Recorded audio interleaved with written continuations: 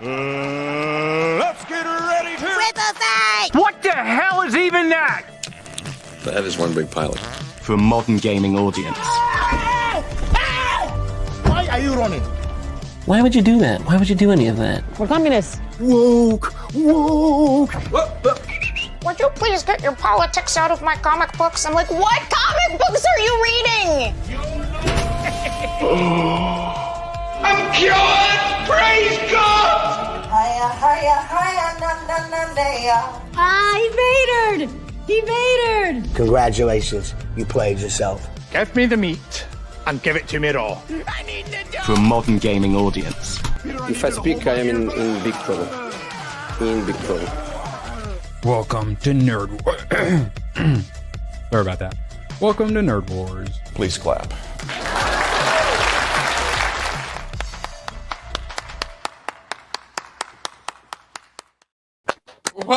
Welcome to you all.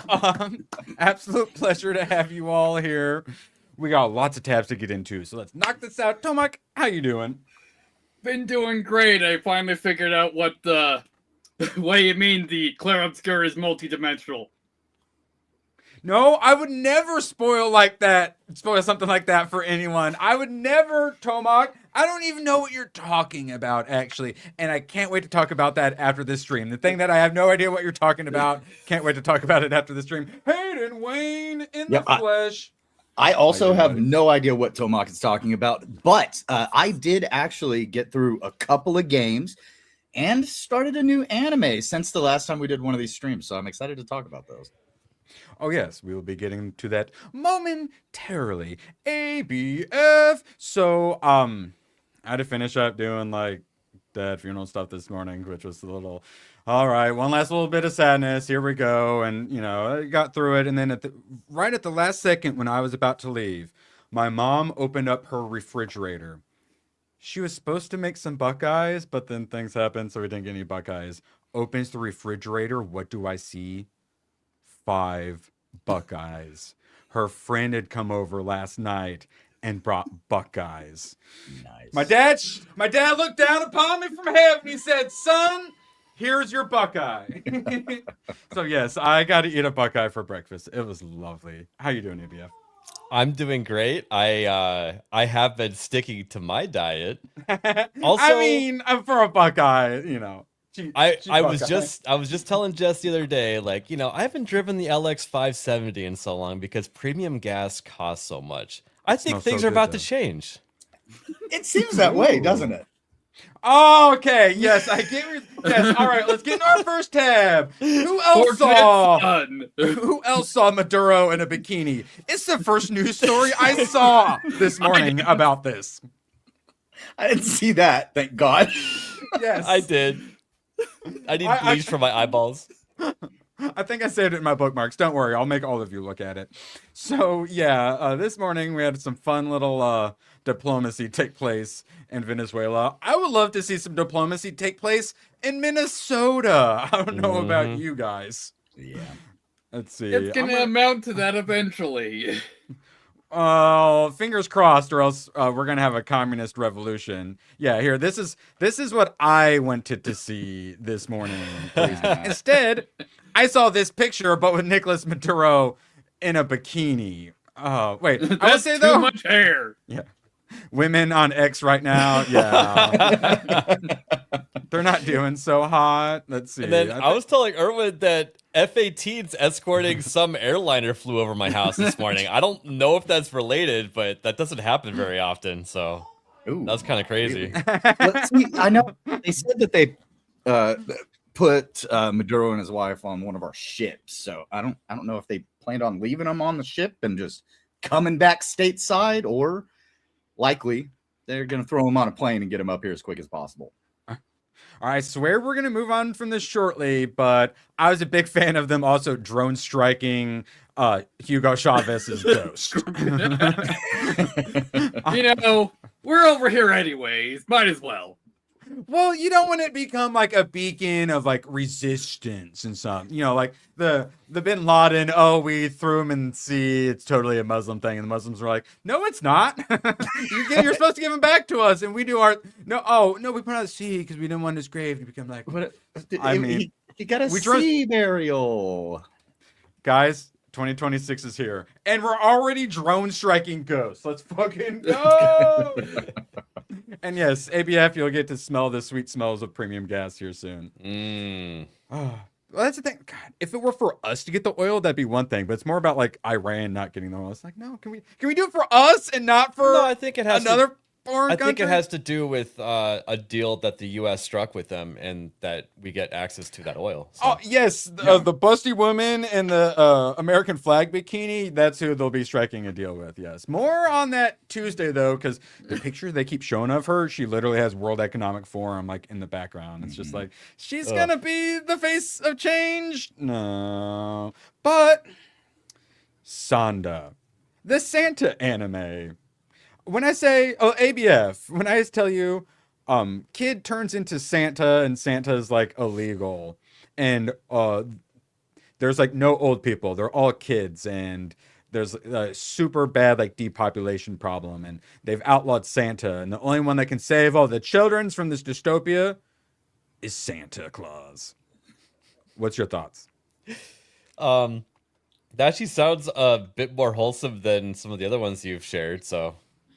Okay, so about the wholesomeness of it, there is a lot of wholesomeness and a lot of badassery. Like, yeah, Santa is like Giga Chad Santa. He has like big metal like skis that come out of his feet and stuff like that.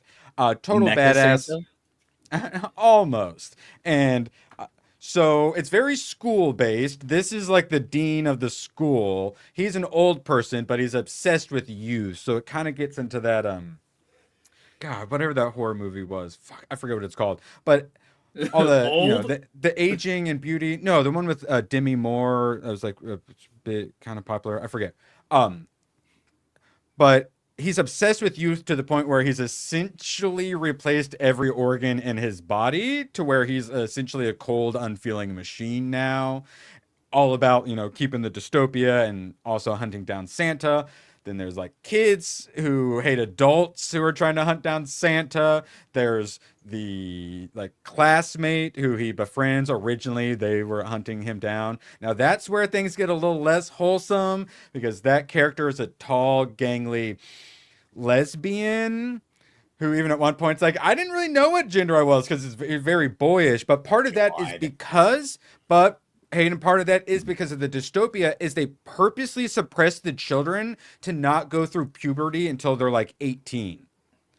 So they're like weirdly suppressed and they don't get to be normal teenagers. So like all their sexual desires are super duper extra suppressed, like how Japan is in many ways. Yeah. And that's what this is supposed to reflect is the replacement rate situation. So it's basically, we stop having kids, so let's have a weird dystopia. So wait, and then Santa comes to save us. So the government and the LGBTQIA are in charge, and they are the bad guys. No, it's more like a communism dystopia thing where they choose who they marry. They might choose their jobs, I forget, but it's a very controlled society, all based around the children, which then makes the children have really big heads and are allowed to do things like murder the adults. Okay. So it's a Kaiju number 8 Attack on Titan situation, but instead of him transforming into like a monster where all of his friends are are monster killers, he transforms into Santa in a world where Santa is banned and the kids hate adults. Interesting. Slowly has to bring back, the Christmas spirit, but then also like his wife, his 14-year-old wife also is in it. I actually really like her character.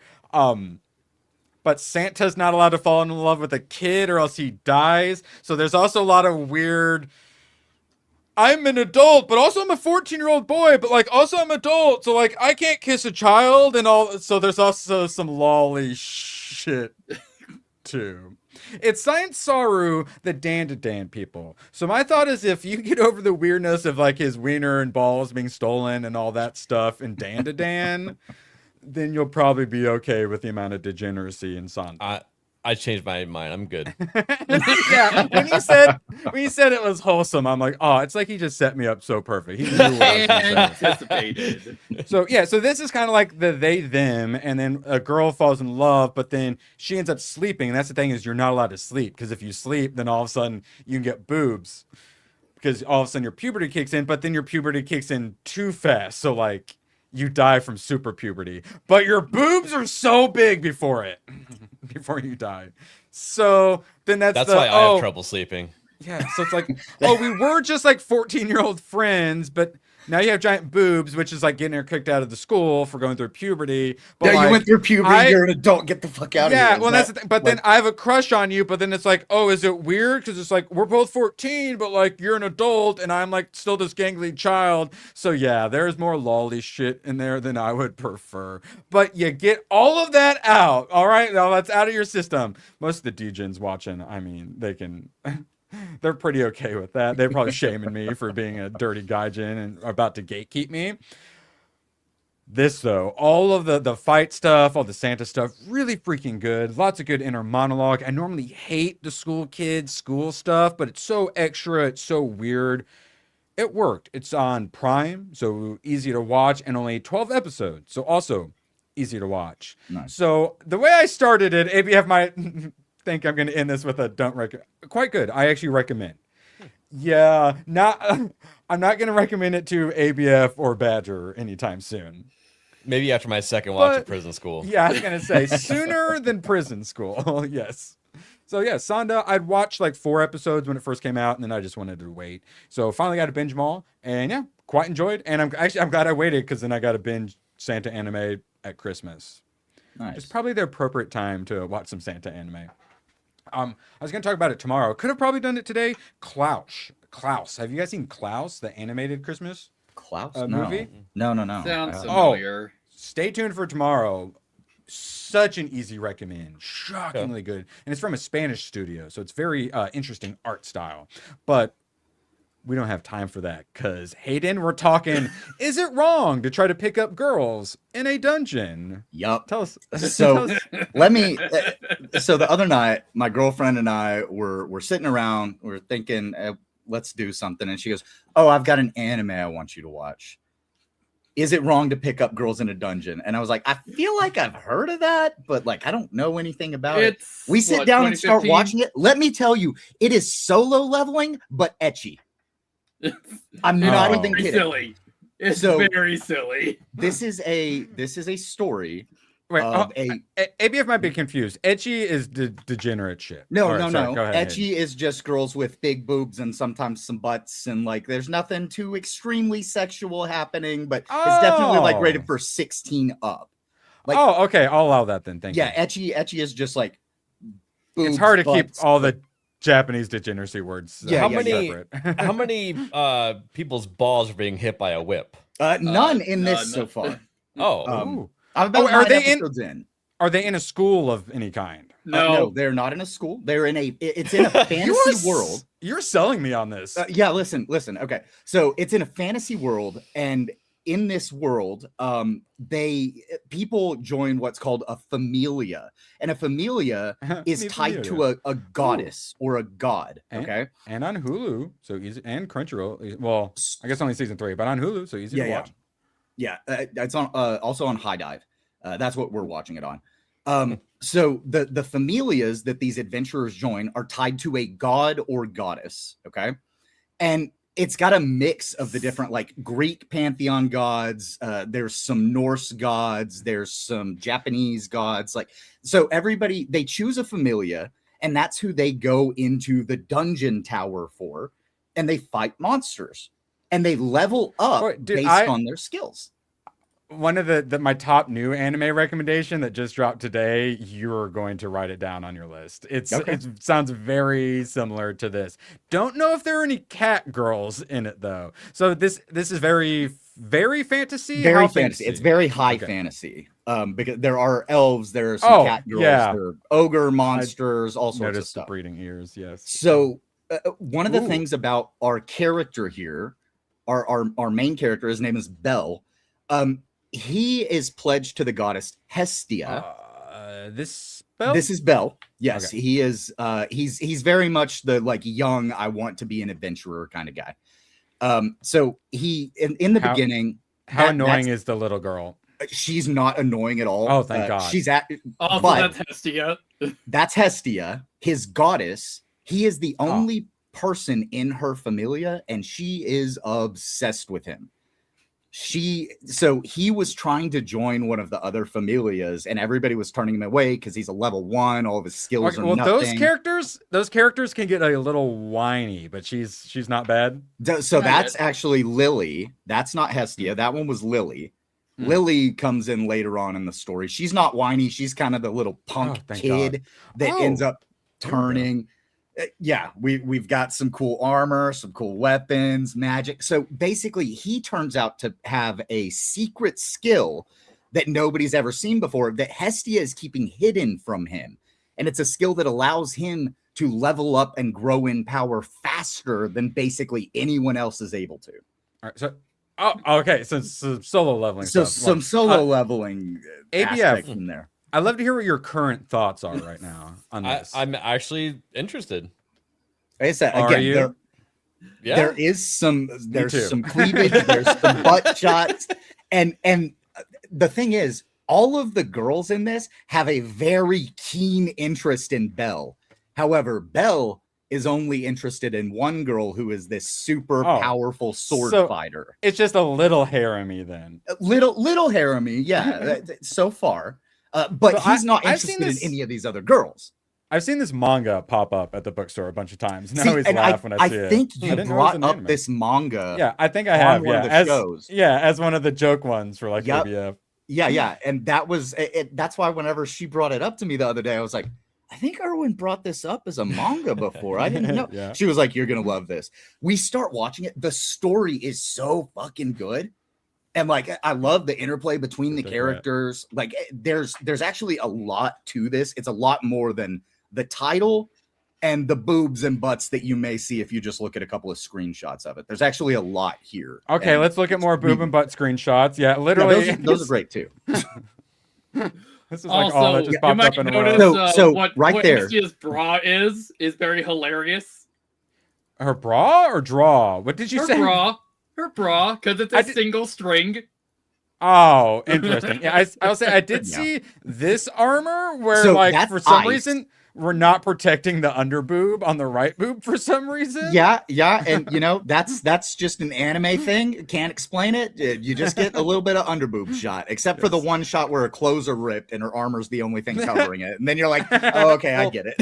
Maybe depending on your stance, you got to cover that one boob because that's facing She does. that way. She Yeah. does fight like that. So I mean, It's maybe it's a movement thing. It's a modesty string. Yes.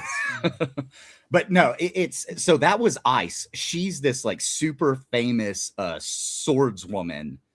That's one of the goddesses. Okay, so I was talking about, I think you might like this other one. So here's one of I'm actually really interested in this anime, but like these costumes really concern me a bit. But like oh wait, damn it, I ended up over here. But I think you'll be fine with them. Oh yeah. Yeah, like I'm totally just like okay with it. Witchblade. Could we put this on like a 20-year-old woman, please? Thank you. Yeah. No, but they're, I don't know. The story, like I said, I just finished watching, I think like episode 9, and it's so you're not even that deep into it because there's like 79 episodes or something, right? Yeah. So he just got to level 2. And everybody knows who he is now, because to get to level 2 usually takes you like several years. And even the girl who Ice, the one with the sword that he's kind of like infatuated with, it took her 1 year to get to level 2. He just did it in 1 month. So now everybody's kind of looking at him. Little Lord of Mysteries as well, like the ranking it up a little fast and whatnot, because you got some weird mysterious skill you don't even understand. Yep, it's like that and solo leveling put together, made ecchi with some sexy girls and some harem-y stuff, and like it's really fun. Now I haven't gotten that far yet. I haven't seen the bunny girl, but she is in the intro. So Bunny girl. She's coming in at some point. But all right. So ABF. Obviously, you've got a long list of things to watch. Is this You still interested in this? I am. It sounds interesting. It's All right. really Well, interesting. I will let you know. I'm going to add it to my list of things to watch. I have a few other things I wanted to watch first, but I will let you know so that way you can dabble in it a bit. Okay. There is also an abridged version of this because the game for this came out 2 years ago on Steam. Oh, okay. Okay. But if I watch a bridge, Chet gets very mad at me, Tomac, so I don't think I'm So- allowed to. So that image that you showed a little while ago that had the tattoo on his back, that like says what their skills are and stuff, and obviously they can't see it. Your stats, Your sheets on stats your and back, your level are basically. on your back, and a god or goddess has to level you up. So basically, after you go That's into funny. a dungeon, you come back out, then your god or goddess, whoever you're pledged to, they level Levels you you up up using real your good. magic.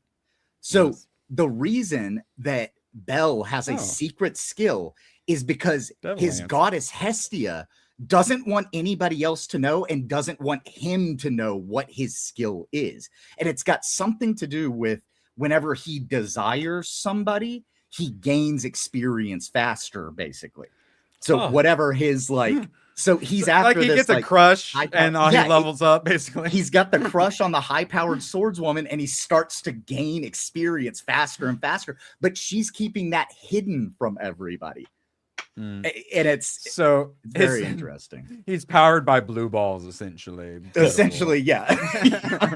the desire to get laid may be what allows him to get more experience. I don't know yet. Like I said, I'm only on like episode 9, but it's not a spoiler if it's I'm intrigued. explained in the first episode. Yeah. If Hayden's only 9 episodes in, can he really spoil anything? All right, now move on a bit. This was one I'd seen kind of pop up here and there. I had zero interest, but I saw it in the like Oscars animated category. I think like most of them are anime, if not all of them. And 100 Meters was one. It's now on Netflix. I'm not a big sports anime kind of guy. Well, Erwood, you are at a weight loss challenge. Yes, that was my thought. Is when I watched Hajime no Ippo or whatever, which was the boxing anime, that was actually really nice to watch while exercising. So I hadn't even put that together. I'm going to check this out. I will probably then watch it while running on the elliptical. But it's quite well rated, 7.8. It's not many votes, but still. And then the animation itself looks pretty good. Sorry, Does look IMDb good. makes everything slow. Looks really good. Yeah, I just don't normally care about sports all that much, but it looks like it's well made. A gifted runner, Togashi dominates 100-meter races until transfer student Komi arrives, motivating him to train harder. Years later, they compete as rivals on the racetrack. So just typical sports anime of, I gotta show I'm better than him for like my dad, and then the other guy's like, I gotta show I'm better than him because like my sick sister or whatever, and like we're all gonna run the fastest, and then like it shows their muscles bulging, and then slow motion as he runs through like the finish line or whatever. I assume. Not normally my thing. I'm like, could you run in space? Maybe, but I'm Are gonna there check it out. boobs and occasional butts, like Hayden was saying? Probably not. No. It does help So- with the watchability of an anime. I'm just saying. Yeah, no, it's so true. But this, so it's pretty a little simple, more basic. Not normally my thing, but some of these things can get you. So. See, and I interested. think I've heard of this one, and I've only heard good things about it. But again, this is one that doesn't really fall into something I'm interested in.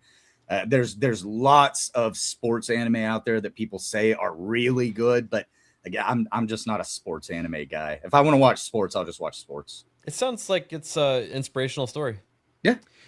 Yeah, and very like character driven, which I normally don't do. Like that's why I laugh at your guys' Paramount Plus stuff. I'm like, character dramas, gay. Can I get space and lasers and dragons instead? But sometimes it works. If I didn't do this anime, if it wasn't quote my job, I probably wouldn't be watching it. But I'm intrigued. And I'll Okay. say this, obviously, if you turn the 100-meter race into anime horse girls, I suddenly become much more interested in the sports anime. Yeah, exactly. Put it in space, turn them into horse girls. Yeah, Hayden Right. gets me.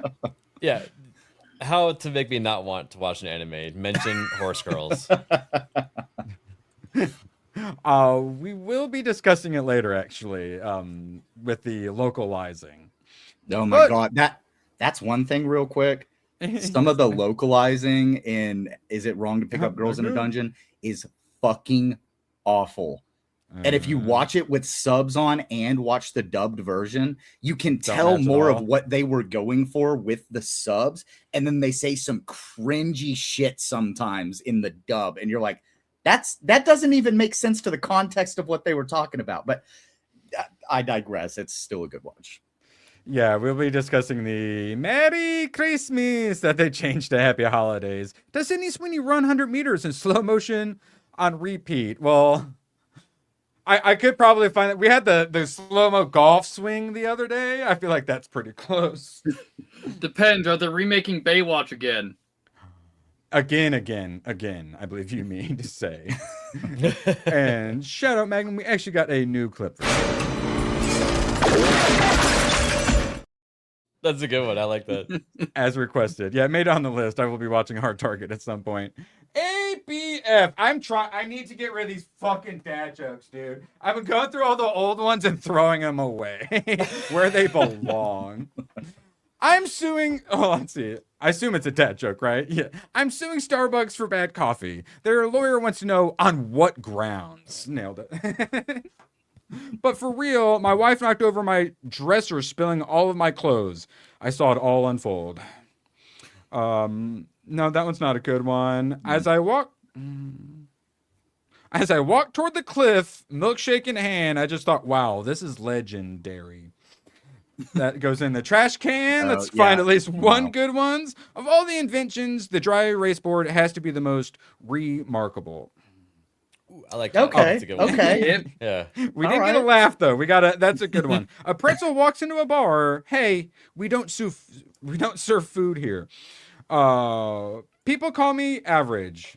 It's just mean.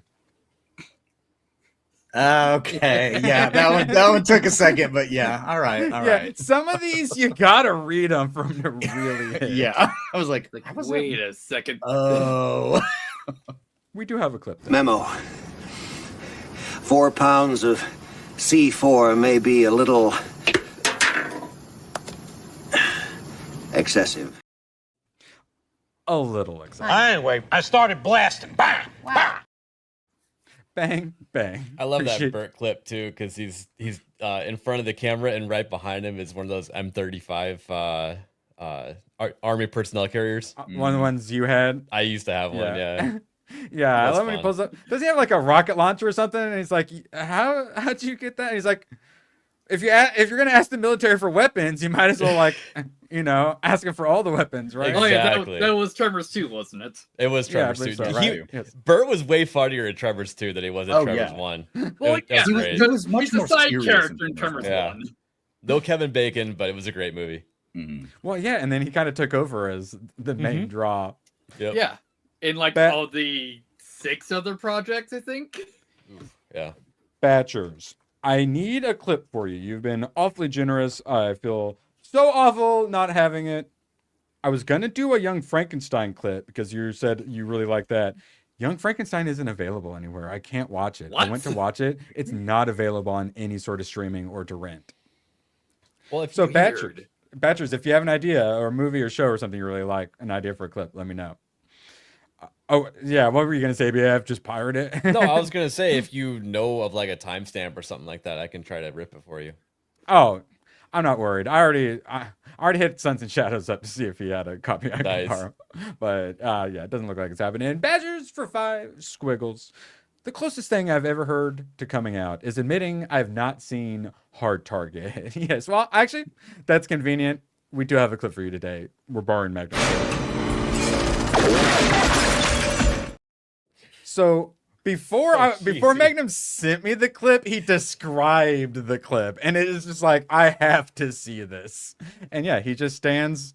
Well, okay, so Magnum described it as just stands up on a motorcycle for no reason, but there is a reason. He just drives into their vehicle and he stands up so he could do a roll over the top of the vehicle. So there is a reason he stands up for no reason, Magnum. That's realistic. So That's instead of some just Common Rider shit. yeah, instead of swerving out of the way, he's like, I have seen I'm gonna people action do it roll on the across it. highway, stand up on their bike like that. So not unrealistic. But in an important action scene when you're trying to stop the bad guys, is that the time to start showboating? It might be. Maybe it was a strategic decision that he made. Have you not seen Mission Impossible 2? It's not very split second. I will actually be seeing Mission Impossible here in a few days, but Mission Impossible 2. They do. That's the motorcycle fight. Yeah, the John Woo, right? Yeah. Mm-hmm. Yeah, it's so bad. It's so bad. All I remember from that. I do love that movie, but it's terrible. I hate that movie. It sucks. What about the first one? First one's great. Okay, I like all of them except I think 2. They were just moving in the wrong direction. It was like a Ragnarok move. 2 was very confusing. You suddenly weren't watching the same genre of movie, and then they went back once you got into 3. Yeah, it's an action movie. Yeah, Mission Impossible 1 when he's like hovering over the vault, like that was a revolutionary movie for its time. It's like, what's the kill count in MI1? Is it like 6? Yeah, it's not very high in 1. Yeah. Stranger Things finale had it's more. more of a stealth mission. Yeah, it's like a spy movie. Not how I do stealth though. Okay. Yeah, Mission Impossible 2 is very much how you do stealth. Yeah. I can relate. Beautiful. I can't be detected. There's no one to report me. So we've got a lot of January animes coming your way. We're just going to talk about some. Gooch, though, has done his 2026 anime lineup, currently sitting at 15,000 views, and we'd all love to see it get higher. Nice. So our buddy Gooch can become an anime channel, which is doing quite well. His last couple have done really well too. He worked pretty hard on that video too. Oh yeah, he finally is understanding the pain of editing. This one, 35K, and then his Primal did 23K. So yeah, our boy is popping off. Yeah. So I still would like you to see Primal one of these days, Erwin. At least just a couple episodes. Like it really is like a masterclass of writing for each episode. Such a masterclass, I can watch it on the side monitor, right? I mean, yeah. That's the problem. You basically have to main monitor it because there's no audio otherwise. There is no audio. There is no dialogue. Yeah. But I mean, you will have to look at the monitor to see what's happening because a lot of it has to do with visuals, like how people are reacting and things like that. So. Yeah, I keep seeing the Reze arc up, but it's like the $20 to rent it. I'm like, yeah, I want to watch it arc again. Is really good. If I'm and again, paying that's coming from somebody I'm buying that shit. And I haven't seen season 2, by the way. I'm just talking about season 1 being a masterclass. I actually need to catch up on it. Well, you should watch Gooch's Primal video. Yeah. Now, as we talked about earlier, Sentenced to be a Hero dropped today with a 1-hour premiere, and it's simulcast, sub, and dub, so the dub is already out on Crunchyroll. This is the one that the trailer had me the most interested in. There was a lot, so I wanted to see the synopsis.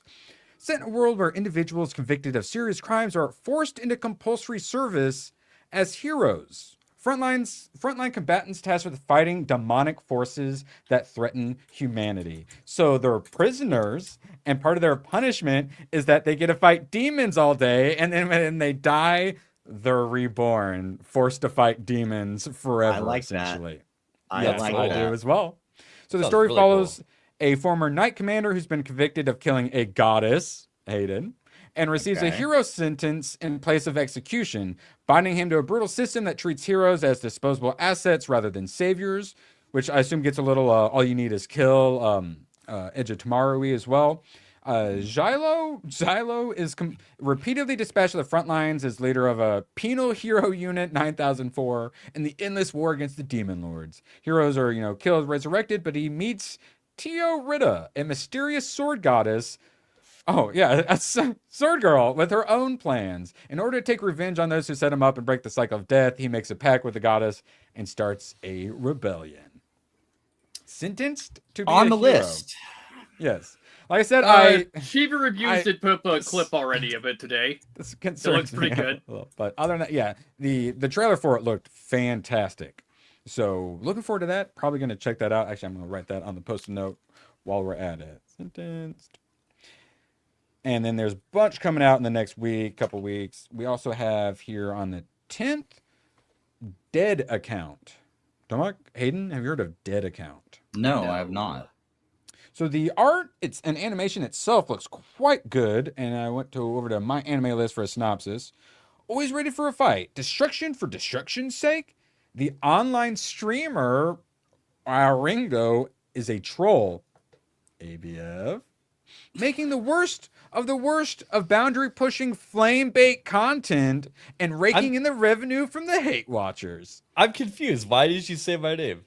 Well, the troll part I like, but now apparently he's Since when? He's rage baiting hate watchers. Could you imagine anyone ever doing that? Yeah, it's called Flash. It's all of it. If you're not doing it, you're YouTube. It's everyone. Yes. All right. So blah blah blah. Get to the good. His viral. Wait. Okay. So his viral videos are actually just a way to pay his sister's medical bills. Classic. And even if all of humanity hates him, he doesn't care so long as his little sister gets better. But then something very strange begins to happen. Oh, and that's the end of it. So basically, his sister dies, but then her dead account, her social media account, starts messaging him. And so, of course, that leads into him fighting spirits and demons. That's interesting. I like it. I like it. Like having the story of the guy that the world looks at as an asshole, and he's just doing it to save his sister. Then she dies and starts communicating with him. And he's gonna find out about this world, and no one's gonna believe him because he's the troll who cried wolf, essentially. So he's gonna have to do it all, keep it all to himself, and I'm interested. Dead Account drops next week. Don't know if it's gonna be simulcast though, so you may have to wait for some dub if you're one of us fake anime fans like me. Right. Now, ABF, you enjoyed some Full Metal Alchemist, right? Yep. Brotherhood, I believe. Yep. Brotherhood. This is one I've talked about, but just a friendly reminder. So not only do we have a ton coming out in January, once those start ending in March and April, we also have a ton. So reminder here in April, we got the Full Metal Alchemist creators' new anime, Demons of the Shadow Realm. There's already a trailer. I recommend checking it out. But this, I think, might be... Oh, wait, actually, I do have it right here. I think this might be kind of... more your thing, because this seems to fit in the Vinland Saga Berserk stuff. Oh yeah, and it's Square Enix, Aniplex, and Bones. So it's going to be some goated art and animation, but it's a little more, realistic. I like the animation a lot. It looks really good. You better, because it's some goat. So it's a little more realistic, a little more like the Demon Slayer side of things, where they're going to have some monsters, but it's a little more like the samurai rather than like a full high fantasy kind of a thing, which I like that nice little middle ground.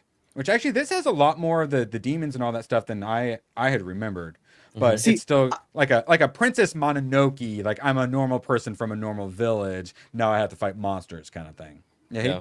I like a lot of that more grounded stuff too, because inherently you get a little bit darker stuff with that, right? Like people are normal going up against these supernatural things, and you can end up in some situations that are pretty, bad for the characters, and then seeing how they fight their way out of that. I tend to like that kind of stuff a little bit more than a lot of your stuff like Naruto or Dragon Ball Z kind of stuff. Yeah, and I actually transitioned with the wrong one. I was actually thinking of this. This is called History, but with an IE instead of a Y. And this is from the creator of Parasite, which is kind of like a weird people transform into weird monsters kind of thing. I keep saying the manga. I keep thinking about pulling the trigger. But yeah, History. And this has got a more of a classic, more realistic vibe. Is this your kind of thing, ABF? Yeah, I like this kind of stuff. Because, I feel like you could enjoy some Berserk and definitely some Vinland Saga. I haven't seen Vinland Saga, but I know people love it.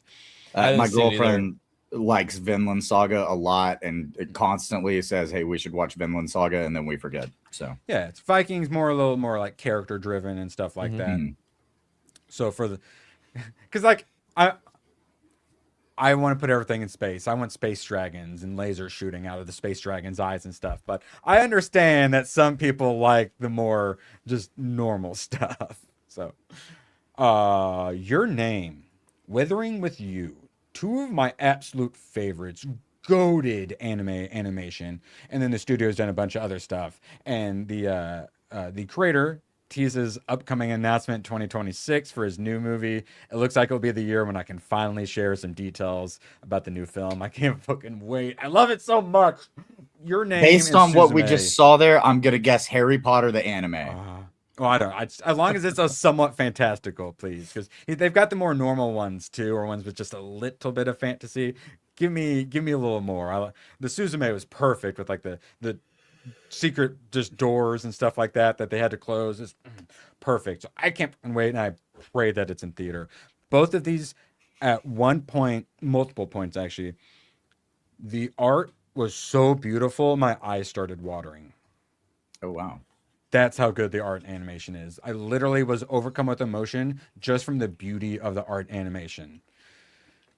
And speaking of, Solo Leveling producer teases something big for its fan this year. And this year, something truly exciting might happen for Solo Leveling fans. I'm sorry, but please wait just a little longer. It's the movie. I assume it's the movie, the official announcement. Render time to killer. You say, they are working on the live action, so it could be some live action stuff. And I'm worried about that. I'm very, very worried about just that. should Yes, be. very worried. Yes, but they're hiring they're actually hiring like Koreans and stuff like that. So, Which is good, but at least there aren't going to be any random characters like black girls with poofy hair. So this is how I received the new Solo Leveling volume from Amazon New. I'm just done at this point. It's kind of hard to see, but yeah, that was new. There's about 9 creases in this corner, and then They just drop them in those like baggy mailers, right? Yeah. They don't put it in a box. That's the problem. Yeah, eBay does a bajillion times better, and then That's why you have to order 5 books at once if you get it from Amazon, because then at least they put it in a fucking box. Yeah, true. They do usually come better in that way. But I pre-ordered it because I wanted to get the day it came out. Right. So they sent it to me the day after it came out, like this. Thanks, Amazon. Never again. I have a Barnes & Noble right fucking next to me. I'll pay the extra $6. I don't give a shit. I want to be able to actually fucking collect it. So this is basically the restart. This is like the new arc. Basically a reset on the world. I was a little worried. I'm loving it. I can't talk about it or I'll spoil everything.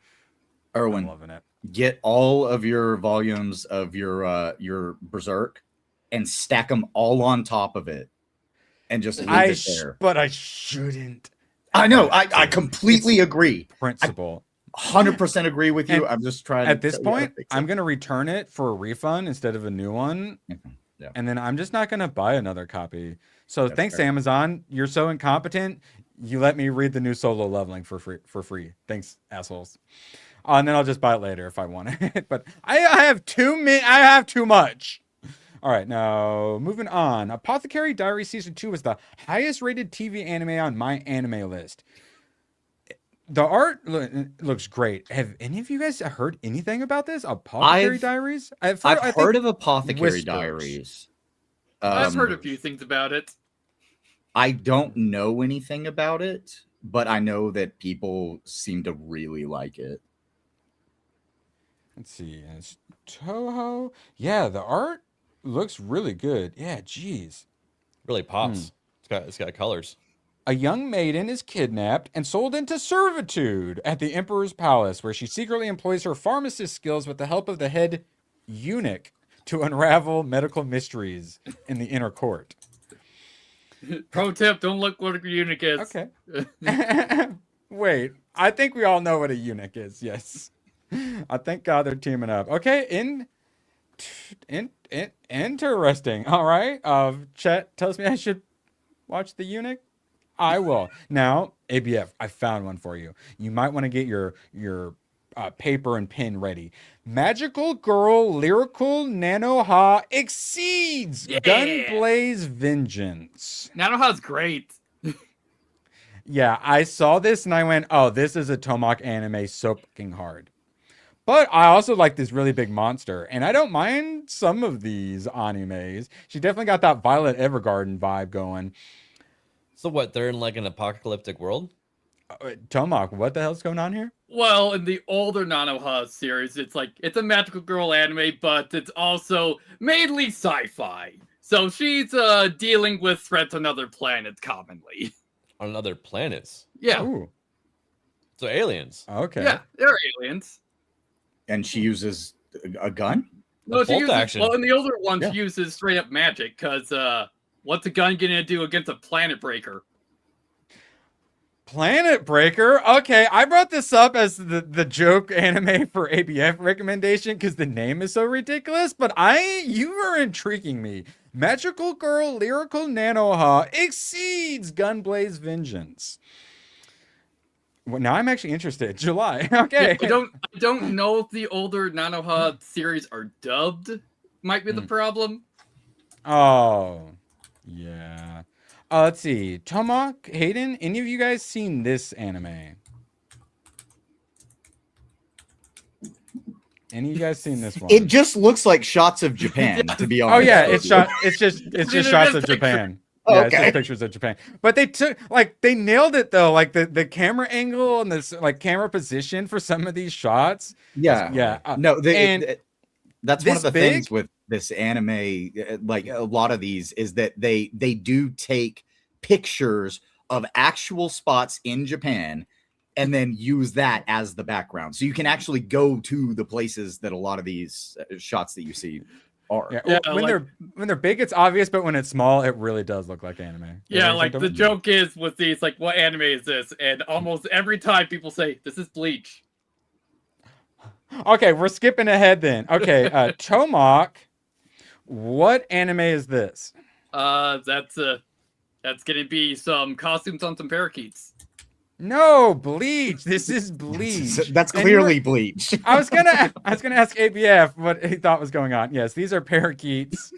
Or some Oh, little, I was gonna say, is it like a rat with a costume on it? No, it's little- a bird. That's yeah, awesome. little cardboard thing on its back wrapped around. Oh my god, this is perfect. Yeah, and like if you know the anime too, this could be a fight scene too. This 100% could be a scene from Bleach. Yeah, That's good great. stuff. All right, now it's finally my time to shine. Neuro-sama. You know how I always talk about how my favorite thing on the internet is an AI VTuber?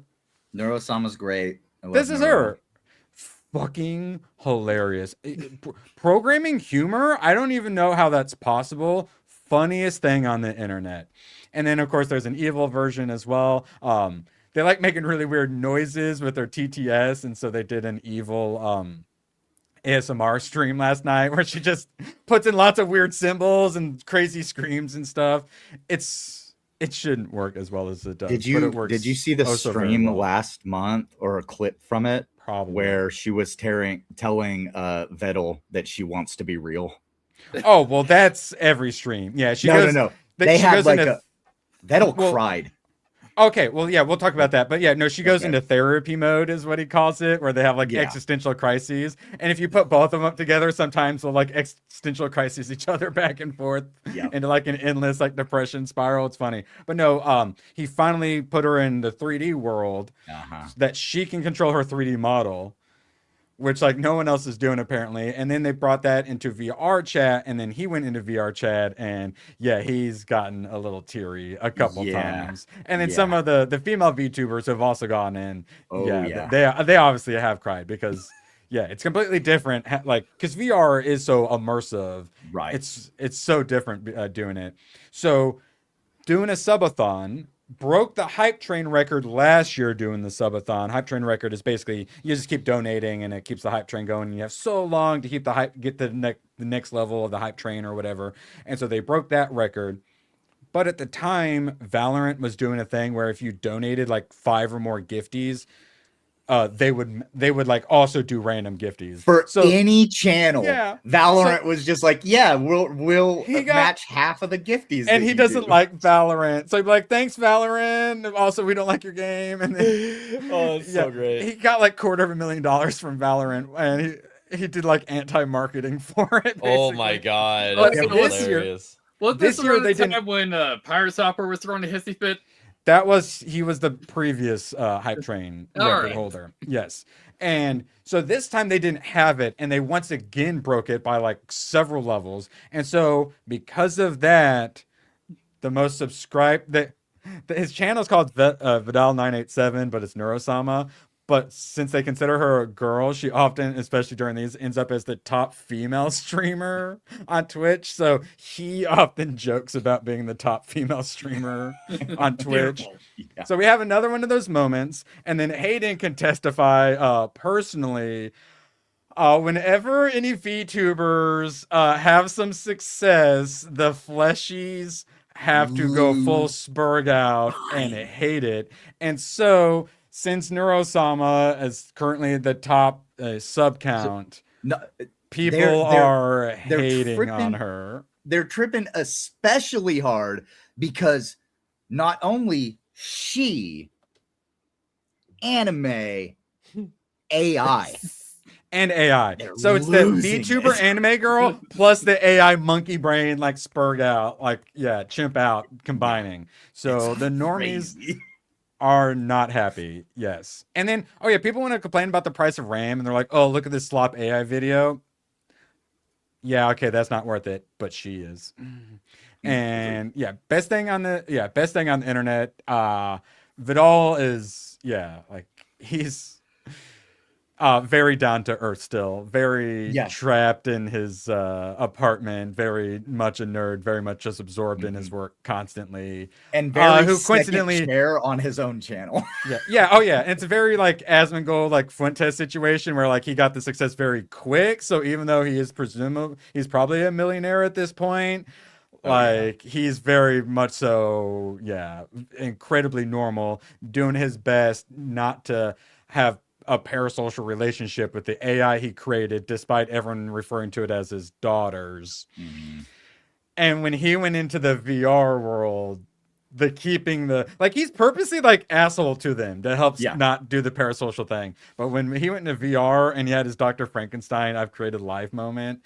Yeah, he got a little emotional. And it's been great. The subathon's been awesome. And he does it big. The production value is crazy. He spends lots of money on that stuff. Like, he deserves it. He puts a shit ton of work into this stuff.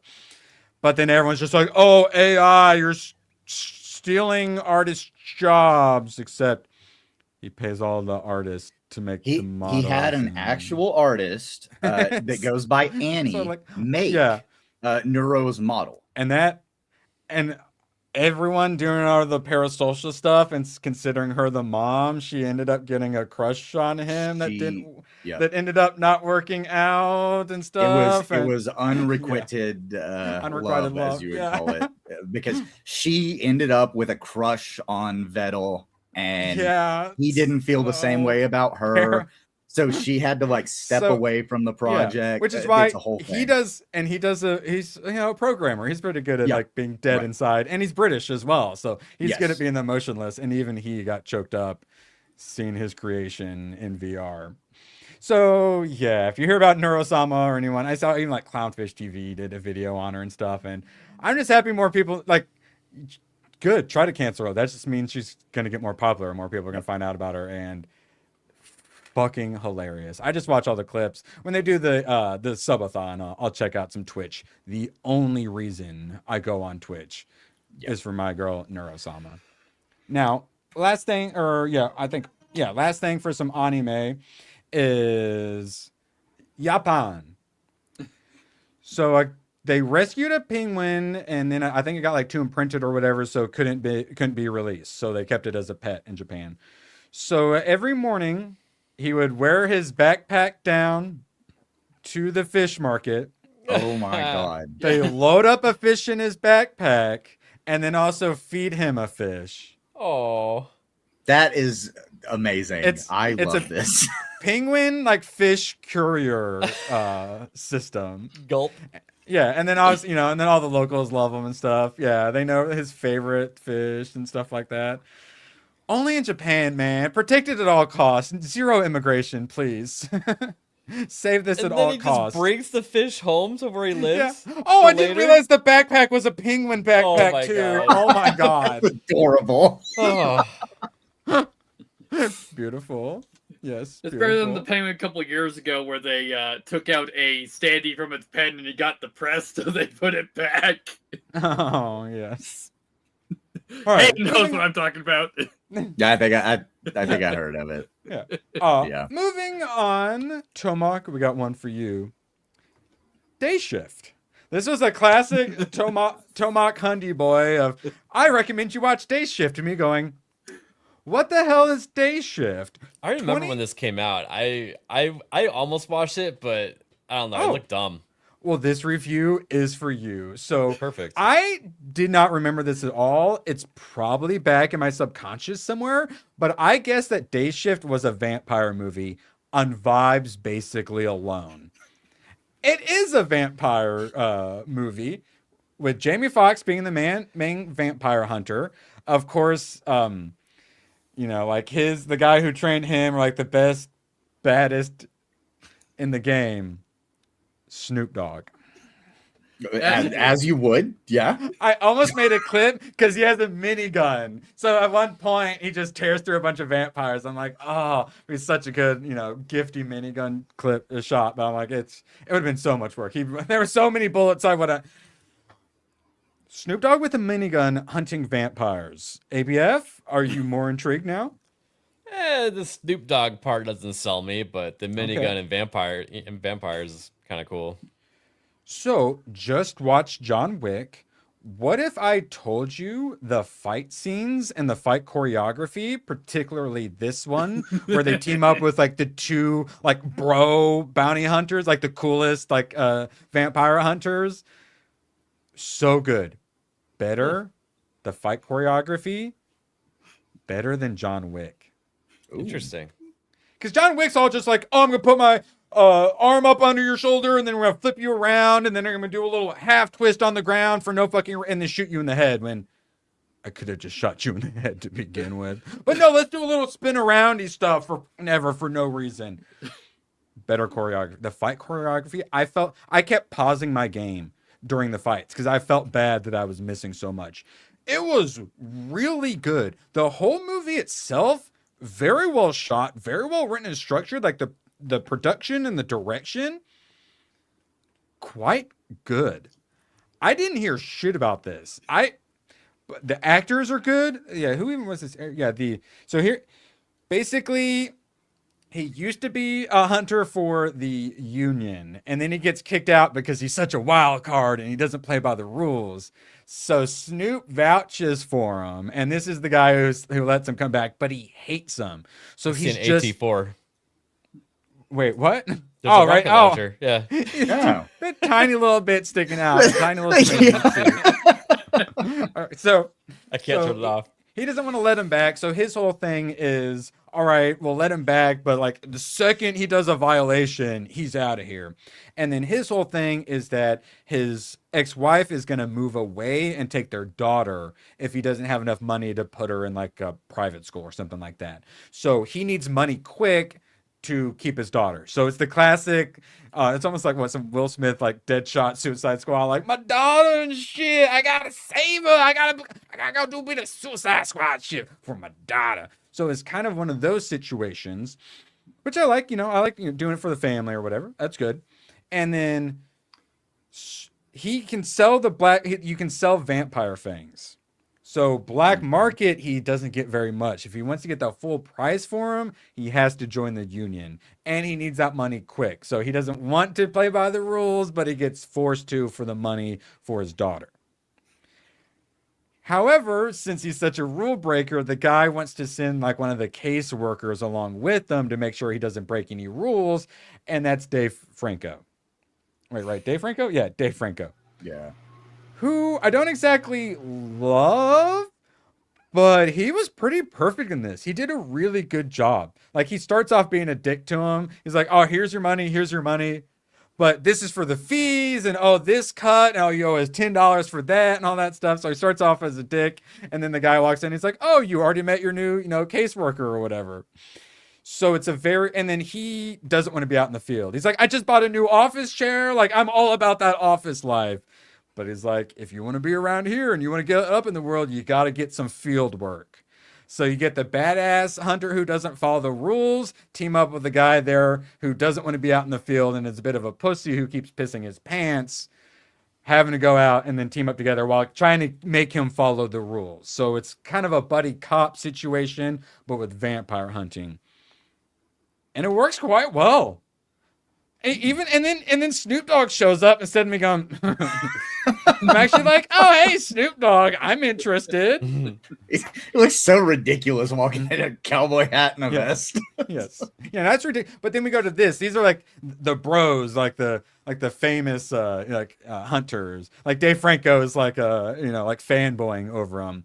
The fight choreography is so good in this one. I recommend it almost just even for that. Like I said, this fight scene, better choreography than all of the entire John Wick franchise combined. Interesting. I will put it on my movie list. And then, of course, the vampires are, vampire gangsters doing her own thing, trying to take over. And they've got sunscreen where they can be out in the sun for like 20 minutes. Okay. So that's cool. I like the limited amount thing. Like that. Yes. That works. Because at first I was like, but then they're like, oh, only 20 minutes. I'm like, oh, all right, I'll allow it. Yeah. So that's pretty much all the dynamics. All this stuff you're imagining in your head of all the stuff happening is, for the most part, probably what happens. It's pretty formula, but in a good way, the way I ask for formula, and quite well made. The acting's good, music's good, sound effects, fight choreography. I go down the checklist, and Day Shift, the Jamie Foxx vampire hunting movie, I gotta give it a 7+.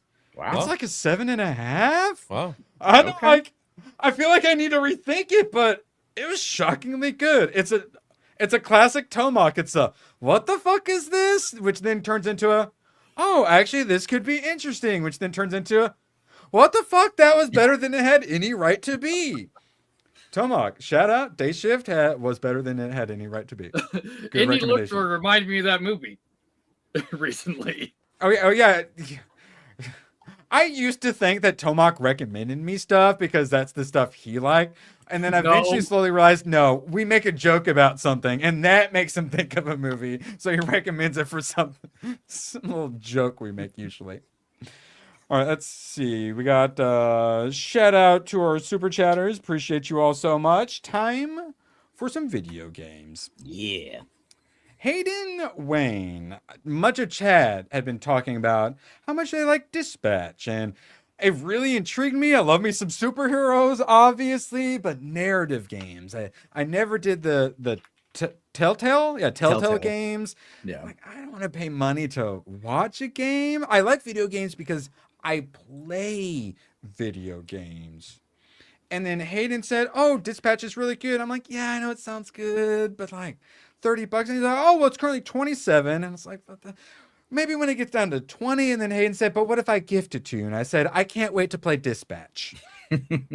Hayden, why don't you go and give some of your first thoughts and why you gifted it to me, and then I'll give my thoughts. Okay, so this was a game that whenever it came out, I was a fan of the old Telltale games. Then finding out that after Telltale shut down, those guys went and made their own studio, then made a game in collaboration with Critical Role guys. And you're gonna get this, it's this narrative story that you get to go through and play. I was interested, so I avoided it for a long time because I was like, oh, I want to try to stream this. And then difficulties happened and I was like, fuck it, I'm just gonna play the game.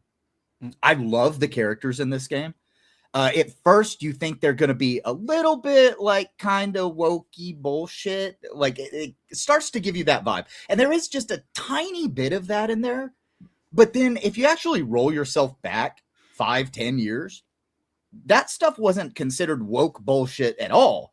And if you can take yourself out of it and just kind of go through this experience and follow this story, there's a really fun game to be played with really interesting characters to interact with. And they give you some of the interactions that you actually would want to do in that scenario. You're able to be a dick, which is awesome. The timer to be able to make your one of 3 choices, man, that thing is evil. Like every time I press a button, I'm like, I got like that much time left when I press a button normally. I'm like, you motherfucker, I don't know what. That's very much a Telltale thing. Yeah. Oh yeah. In this game, you get so lost in looking at the visuals because it is beautiful too. You get so lost in it, you don't realize until last second that you have a decision to make right now. And I've let go of my controller, or like all of a sudden I have to like press A at the right time. I'm like, oh fuck, Yep. A. Keeps you on your toes for sure. I wish there were a bit more of that, because there's times where they just kind of don't even put any of it in. Yeah. I wish there was a little more interactive, but I'm quite enjoying it. And so ABF, you do like these kind of narrative games? I do, yeah. Oh, one of my favorite Telltale games was Tales from the Borderlands. And admittedly, there's not really any gameplay in it. It's just it's a movie that you have control over, and I really, really enjoyed that story. So to that point, I'm really enjoying the Dispatch, story.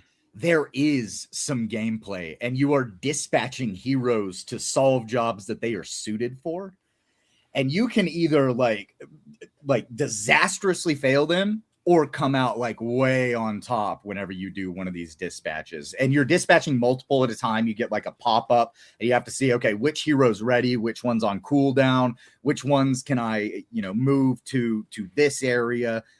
Yeah, the resting, returning, busy. And you'll see down in the bottom left, there's the little pentagon, and that's the 5 different stats. And so they've got a little area covered, that goes in, each direction depending on what they're good at.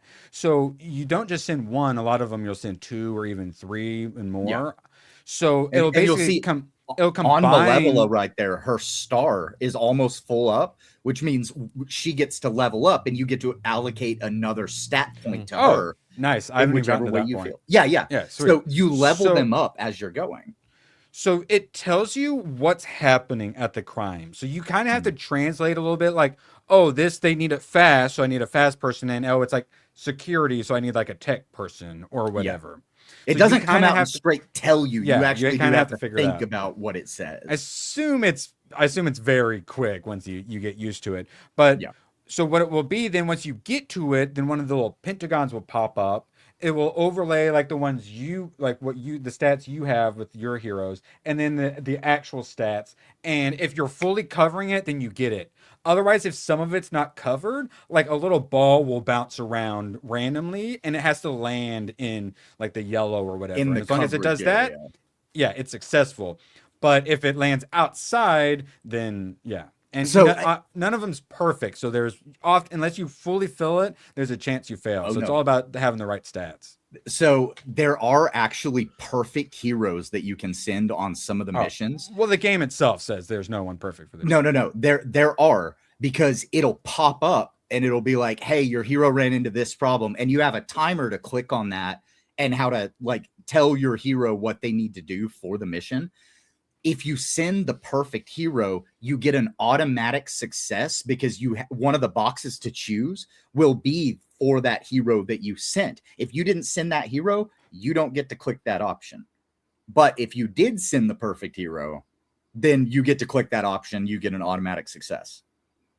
And at the end, it actually tells you sent the perfect hero this amount of times. So the game tells you there's no perfect hero to send, but it is keeping stats on the times that you sent the perfect hero. Now, Hayden, I'm having Nerd Slap say right now that you 100% tried to seduce Phenomena Man.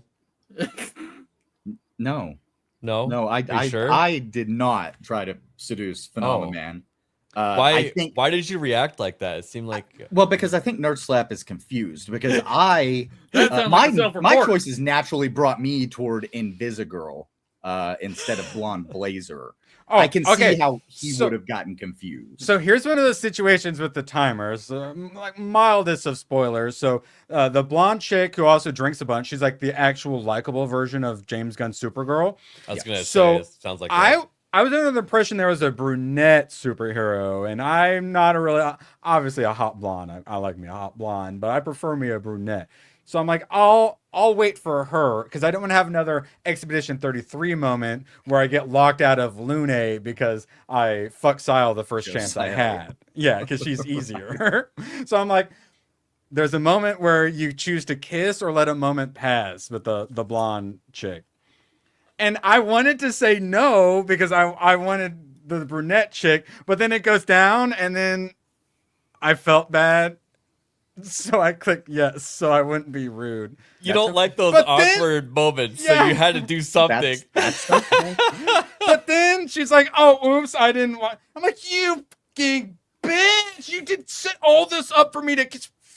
So yeah, I'm now like, "Fuck that bitch." I'm all about the brunette, even though I haven't. I want to talk to you again. Spoilers, so probably just us private after you finish the game. Okay. Oh yes, I've only finished the first chapter so far, so my review of you've it got so a far, long way I to have go, much brother. Yes. Yes. Quick question. So there's different stats for different characters. When I was watching Nerd Slap play, it looked like there was like a skill tree. Is that like a skill tree that affects everything, like overall, or is that like per character type thing? Is this what you saw? I think so. That's not a skill tree. That's actually the hacking that you do as the dispatcher to help your heroes sometimes. Okay.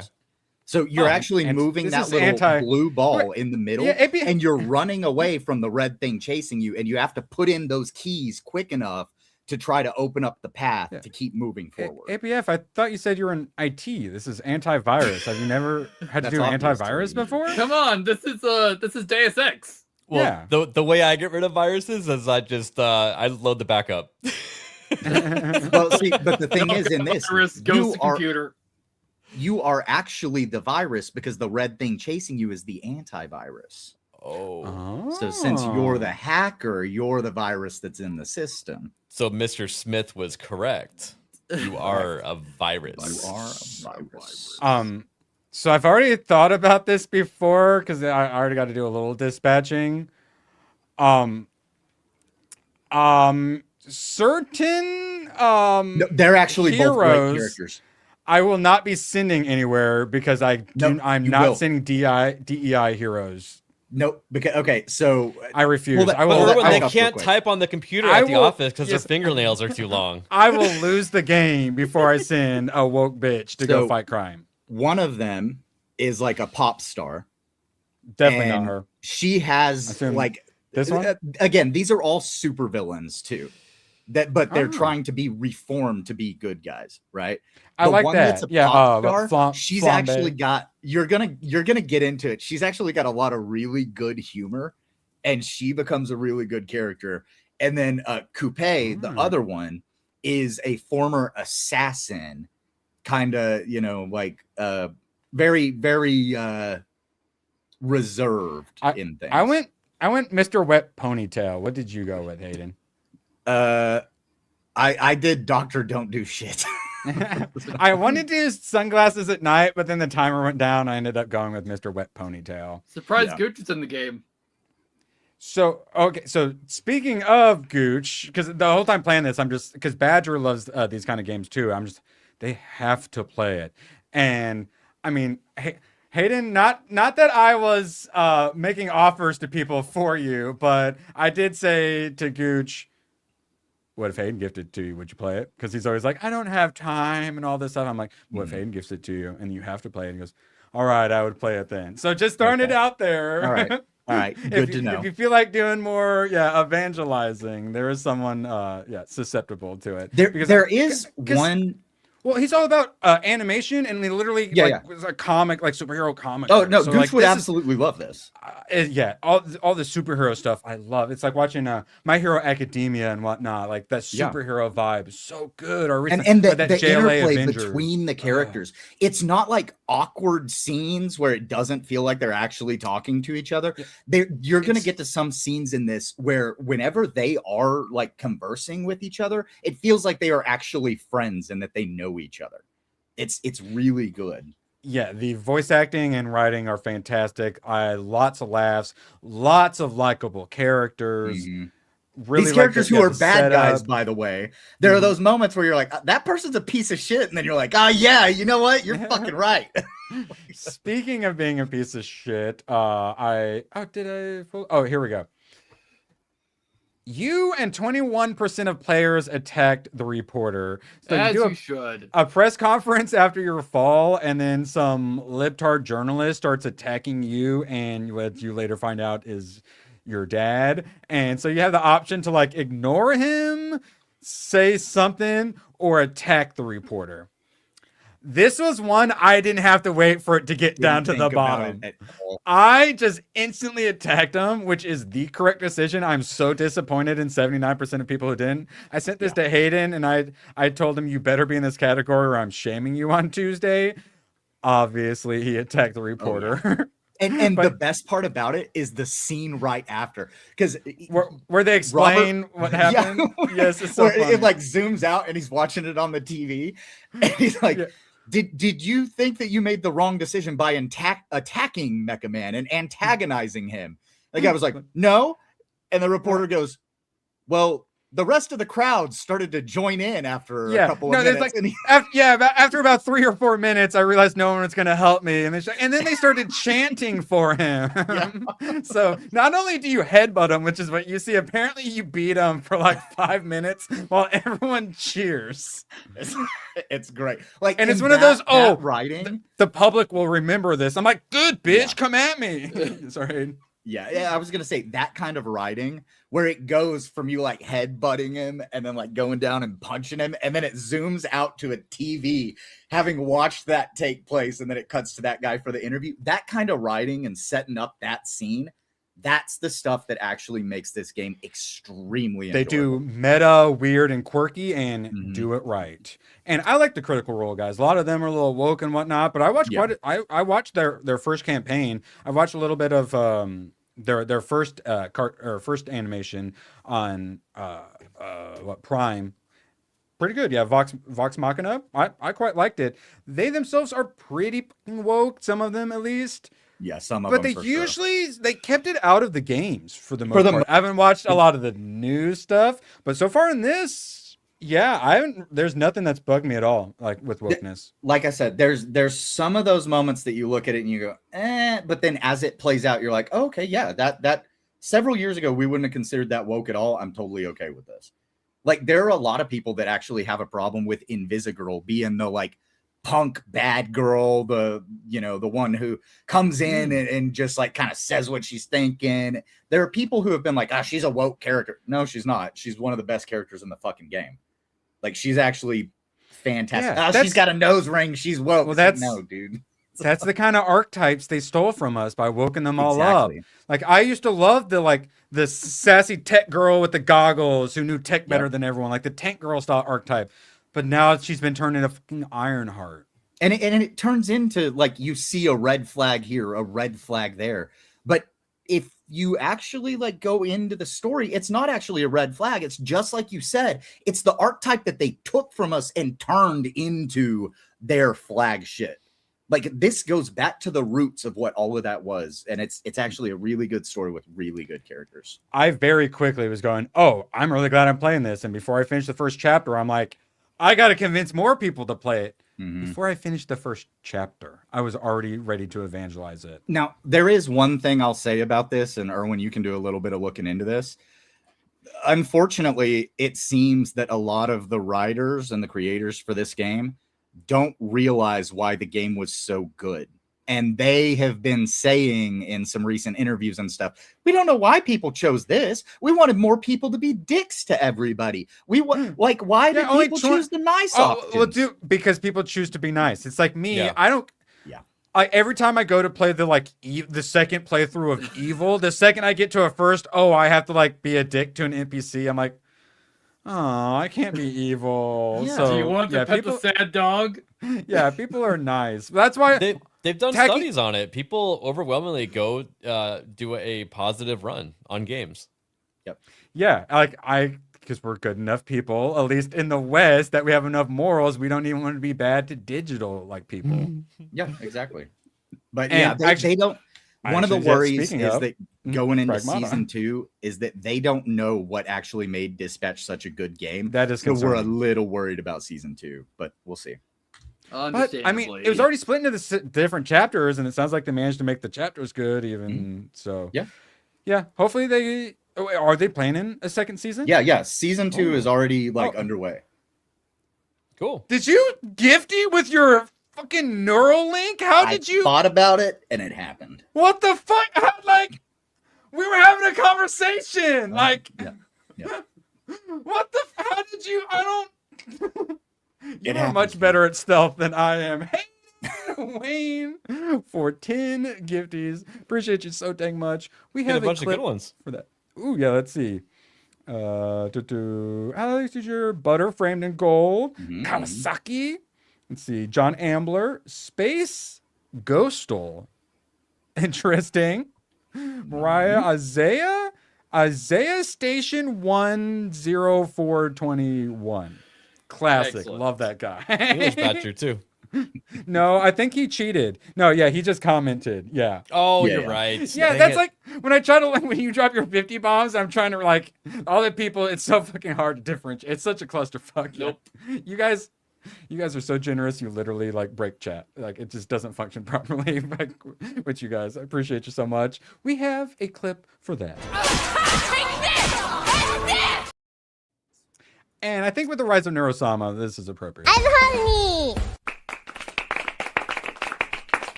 Correct. So Neuro-sama, even though she's supposed to be a girl, often gets very lewd.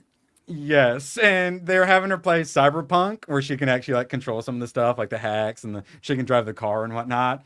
Her and her sister Evil both have giant crushes on Johnny Silverhand, so they both keep thirsting over Johnny Silverhand and saying some inappropriate things about him. But it's like, I get it. I love when Johnny Silverhand is on screen and one of them just goes censored. Yeah, filtered. Yeah, filtered. Oh yeah, filtered. Yes. And so they often get filtered, but they get filtered so often that as a joke, they will say filtered. And then sometimes he'll look and be like, you didn't get filtered. You just said filtered. Yeah. Don't they also So say funny. filtered when they ban someone? Well, no, they'll say so-and-so is timed out. They're able to time out people. So they'll try to time out, but they'll be like they'll time out like at everyone or stuff like that. Like they want to actually time out they'll try to time out everyone, but instead of timing out everyone, they time out like at everyone, the user at everyone or whatever.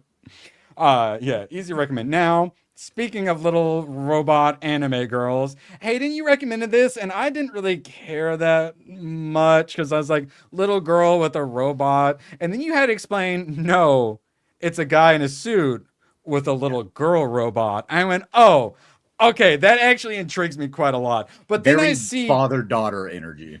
I see this. I don't know if this was in the trailer or not. They posted it. Yeah, 2026 is here. No looking back. I didn't realize there's also giant robots in it too. Dude, at the end of the demo, you fight a giant robot. I've been excited for this game. It actually seems like if they write the story well, it could be Play really the demo. Play the demo. It's Okay, fucking I was awesome. getting more intrigued. Now even ABF is interesting. Okay. Yeah, every time I watch a trailer or something about it, nothing like turns me off. No, it's great. It's the dad game. Like you're just like basically a father figure to this little girl who, you know, she's an android, so she's not a real person. But you're like trying to protect her because she has access to things in this station that you don't have access to through her like neural network. I mean, Batchers, I'm with you. I get it's like we're a little fatigued on it, but like we're saying, like that's the archetype that they stole from us. Because like there's ways to do that good. Like the one person who has like the ancient code to stop the like AI menace or whatever. I like that stuff. I'm a sucker for that. In this story, she's an android that was made outside of the like the overarching android that like can control all the rest of them. She was made not connected to that. So she still has access to things whenever all the rest of the robots are trying to kill you. Like it's actually, it works as a story, and they really set it up super well in the demo. Again, if you have any interest whatsoever, I highly recommend playing the demo. First time it took me 20 minutes to play through it. Second time, think about 10. this. This is actually a decent comparison. Yeah, yeah, it very much is. Also, Yeah, it's what the also hell? iRobot. Yeah. Kinda, Well, yeah. So is that what it is? The AI is like losing its mind, killing Yeah, the everyone, or AI what? has basically shut out humanity, and you play as an engineer who has been sent to this station to figure out, okay, what the fuck's going on? You show up, there's nobody there, you're trying to figure it out.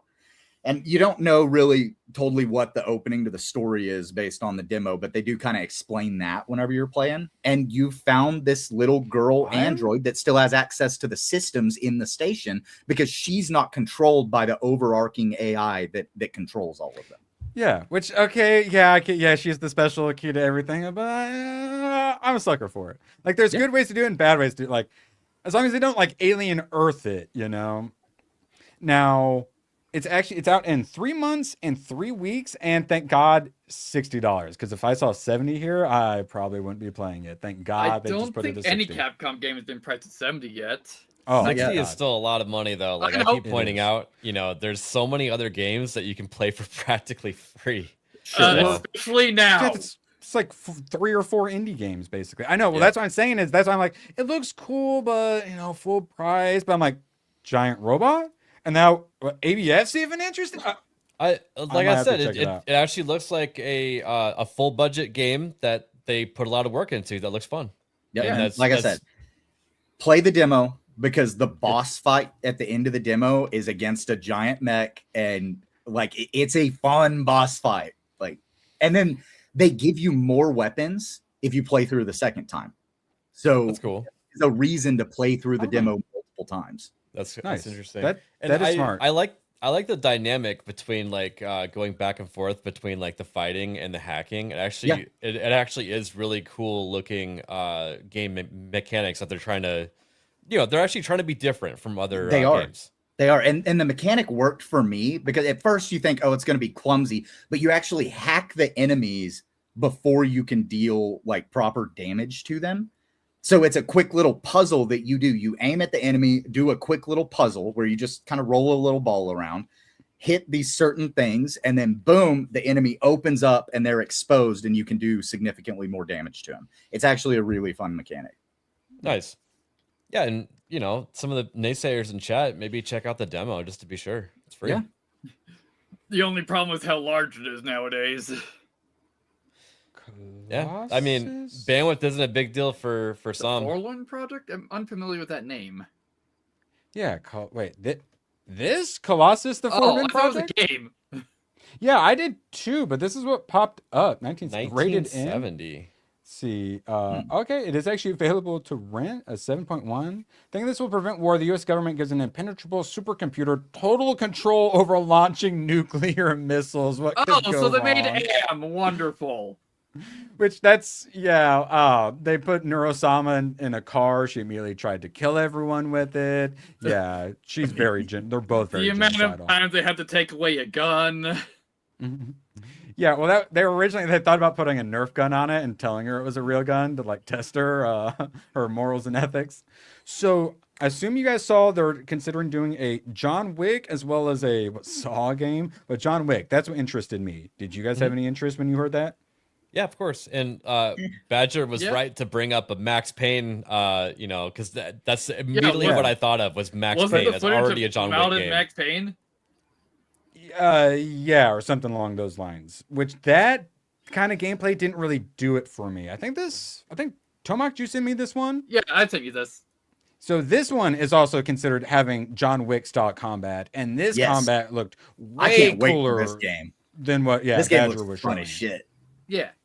I mean, what Badger was showing, though, it was basically a game that wasn't supposed to do that. It was modded to do that. Yeah. You know what I mean? Yeah, I know. But still, it didn't look very, like, that's not my kind of game. This is far more my kind of game than that. Because that almost looked almost like a Hitman style game. This is basically the same, but it's a lot smoother the way the actions work with, like, the combos and stuff like that. Yeah, this is an indie game that's designed. It's called Gun Fu. And it's fun choreography where John Wick is just stupid. It's just boring ass like Brazilian jiu-jitsu, like rolling around shit. Bad WWE like F spins. There technically is a John Wick game already. It's called Wick's Hex right now, so it's a tactics game, so it's not that great. It didn't look that fun to me. I looked into it. All right, so here's my question then. So Hayden, you're liking it. No. Talking about archetypes we're not allowed to like anymore. Yep, So I'm we okay got with it. Skinny little girl beating up all the guys. I've played a lot of games with back. skinny little girl that can beat up all the guys, and she's a badass, and that's fine. Because you can also say she has a spinal implant, right? So she's cybernetically enhanced. I don't care. Skinny little girl can beat up all the guys if she's using a fucking gun and she's got cybernetic implants. Correct. Why would I hate that? Correct. Well, a lot of people on our side. What if she had by the flash? What if she had a septum piercing? Then would it be too much? I'm okay with it. Invisigirl had a septum piercing. Yeah, right. That's what I'm saying. Like, yeah, like me and Hayden, like we're pretty counterculture, and the SJW stole a lot of our shit, and then it's like, no. Like, this isn't pandering to them. We're taking it back. Yeah, exactly. Like, remember how often we talk about how they have to come in and they have to take a known IP and then they fuck it up. They did the same thing with our character archetypes. We had great character archetypes that were, but like that was their beachhead that they started to take things. If they didn't take those character archetypes first, they never would have succeeded in taking over these IPs. Now we are, taking them back. Take them back and make them what they're supposed to be. Narrative games, speaking of like Dispatch and some of the woke people working on that and it being an indie game, indie narrative games is one of the way the woke bitches got in during Gamergate. That was the 100%. Whole one of the original was the Steam Greenlight program and the whole Zoe Quinn Depression Quest getting brought on, even though it wasn't even an actual game. So to see Dispatch, and if they manage to not make it woke, that shows even though the woke leaning people are finally coming back to normal a bit. And then those of us who are already on the normal, we can go a little farther. Yeah, Spine, this is Gun Fu. I didn't realize, I thought it was called Spine. I'm like, it's not called Gun Fu. This is Gun Spine, Fu. This is Gun Fu.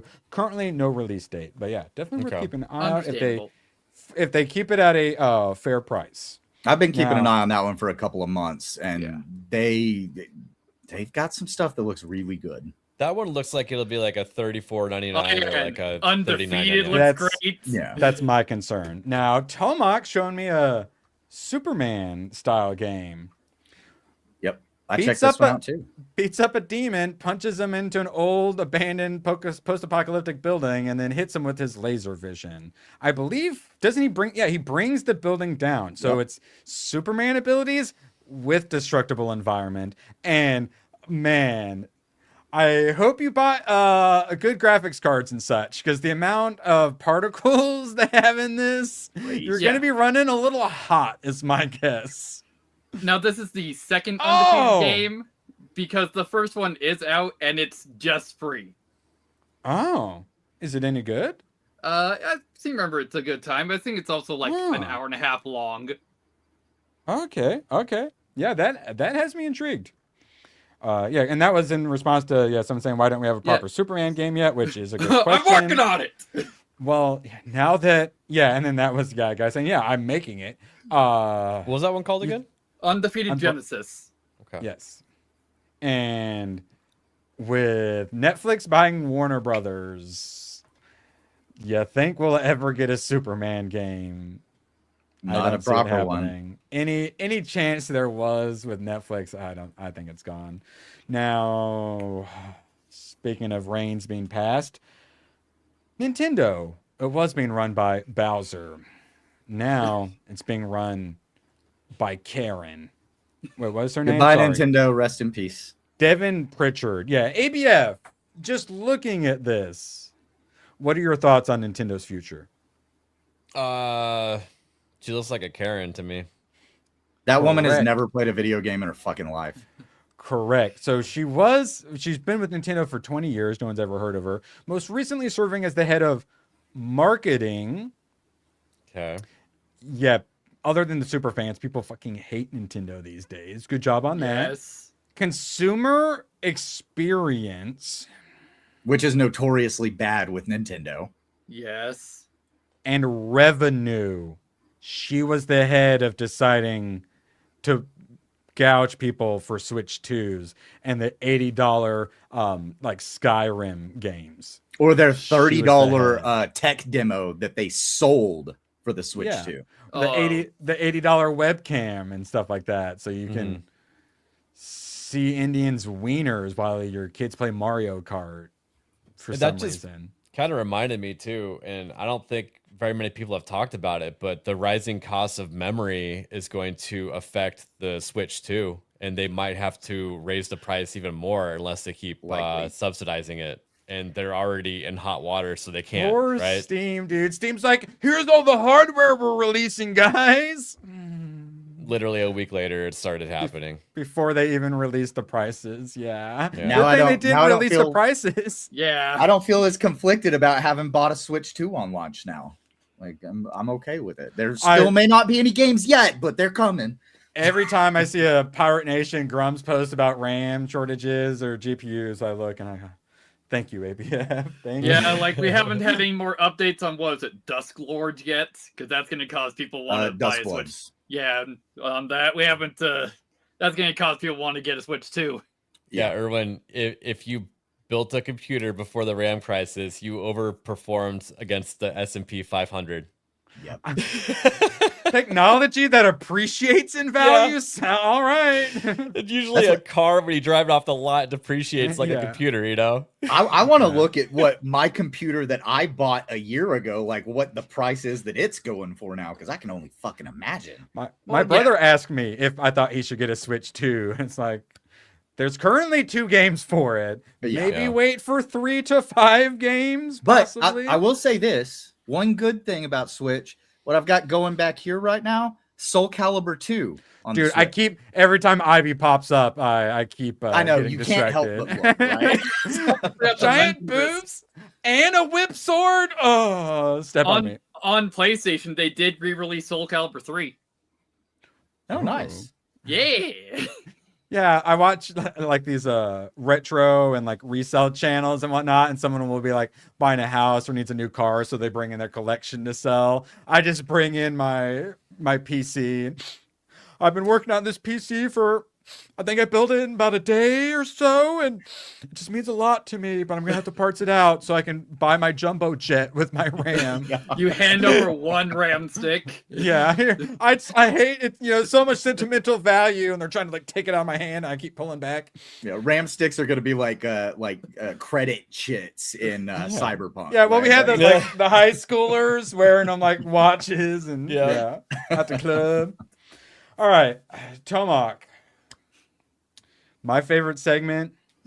What the hell did Tomak just gift me? We're starting off with a perfect example of why this segment is titled this. Nuts.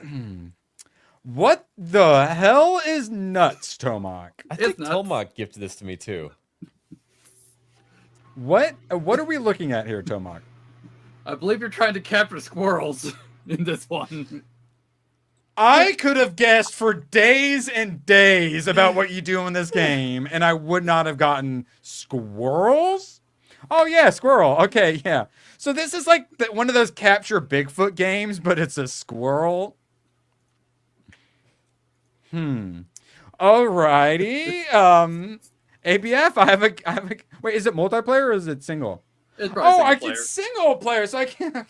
Well, okay. Currently 90% off for those interested in nuts. Now here's one. I feel like at least one person in the chat can be like, I love this game. Call of Juarez, Gunslinger.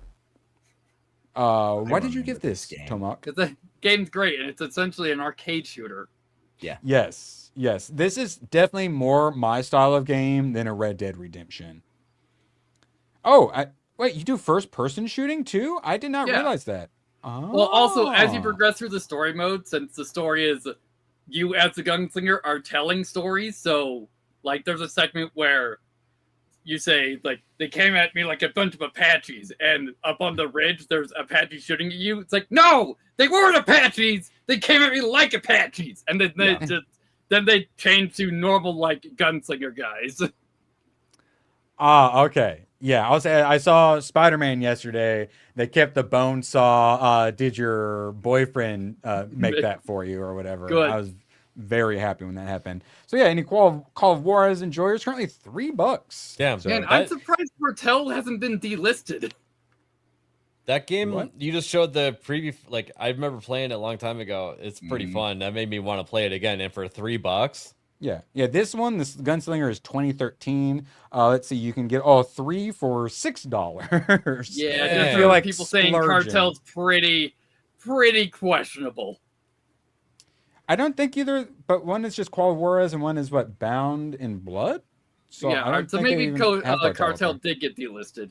All right, beautiful. Now moving on. This one actually has me kind of intrigued. Ocean Keeper. Explore dungeons, fight hordes of monsters, and survive on a huge map.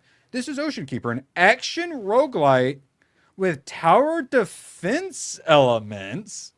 It's got the like Vampire Survivor style like bullet heaven movement, but then it cuts over to 2D, like some Dave the Diver echo for ocean keeping. Yep. And then and you got the like armored core upgrading your mech kind of vibe going too. Also, Tomac, thank you for gifting this to me as well.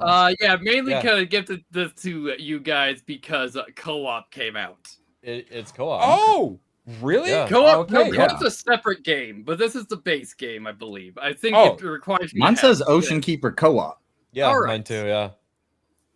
So they just made them separate games. One's co-op and one's not. That's interesting. Oh, we should totally play this. Yeah. Yeah. Have any of you guys played Dome Keeper? Because it's like this. I've wanted to. That's where you do like asteroids missile command, and then you go underground and dig for upgrades, right? Yeah. Yeah. It's like Dome Keeper. Okay. Yeah, and then this 2D-ness and the diving reminds me of some Dave the Diver, which I really enjoyed as well. Yeah. Where this was Dave the Diver was you did this, and then at the end you did you cook sushi like Diner Dash style. Yeah. So that's shout out Tomon. Appreciate you. That's going on. Thank you, dude. We'll definitely have to stream that at some point. Ocean Keeper stream. All right, yeah, awesome. Because I'm a sucker. Like, I love my crossovers. I just had like my Justice League Avengers, sucker for crossovers. And when you start crossing over genres, and it also involves roguelike, I'm pretty much interested. And this is combining a bunch of the stuff I like. You don't have to be totally original. You just have to find your own little mixture of other people's things and find your own little sub genre. And that looks great. Also, Dome Keeper is currently 60% off. Ooh, nice. For the next 2 days. Yeah. So Well, yeah, because the sale ends at the 5th. Jan 5th. Yeah, heads up for those that didn't notice. You got till the 5th to do your Steam sale. If you haven't been irresponsible enough, you still have time. Now, this also has me somewhat intrigued. I don't think I'd really heard of this. The Surge 2, 2019. Let's see, 81% very positive. I mean, I look at stuff like this and I am intrigued. What the hell is this, Tomon? This is a exosuit Oh, Souls game, so it's sci-fi. Also, it is stupidly fast. Well, you had me up until you said Souls-like. Damn it! This is a classic Souls-like. I fucking love the style, the art design, and everything, the atmosphere, and then, we're also going to make you hate us and depressed. Well, also, with how you get new parts in the Surge games is that you remove limbs. Like, no, I like that sword. You don't get it anymore. Okay, I like that. I'm a big fan of ripping something's arm off and then beating it with its own arm. Yeah. Or because, weapon. That's how you get armor and weapon parts, is that you cut off the limb that has it, so it has targeting. Yeah, I like that. Nice. The Horizon Zero Dawn shooting off certain parts of T-Rexes and stuff to collect them.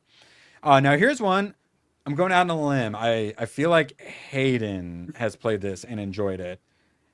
Alice Madness Returns. Yeah.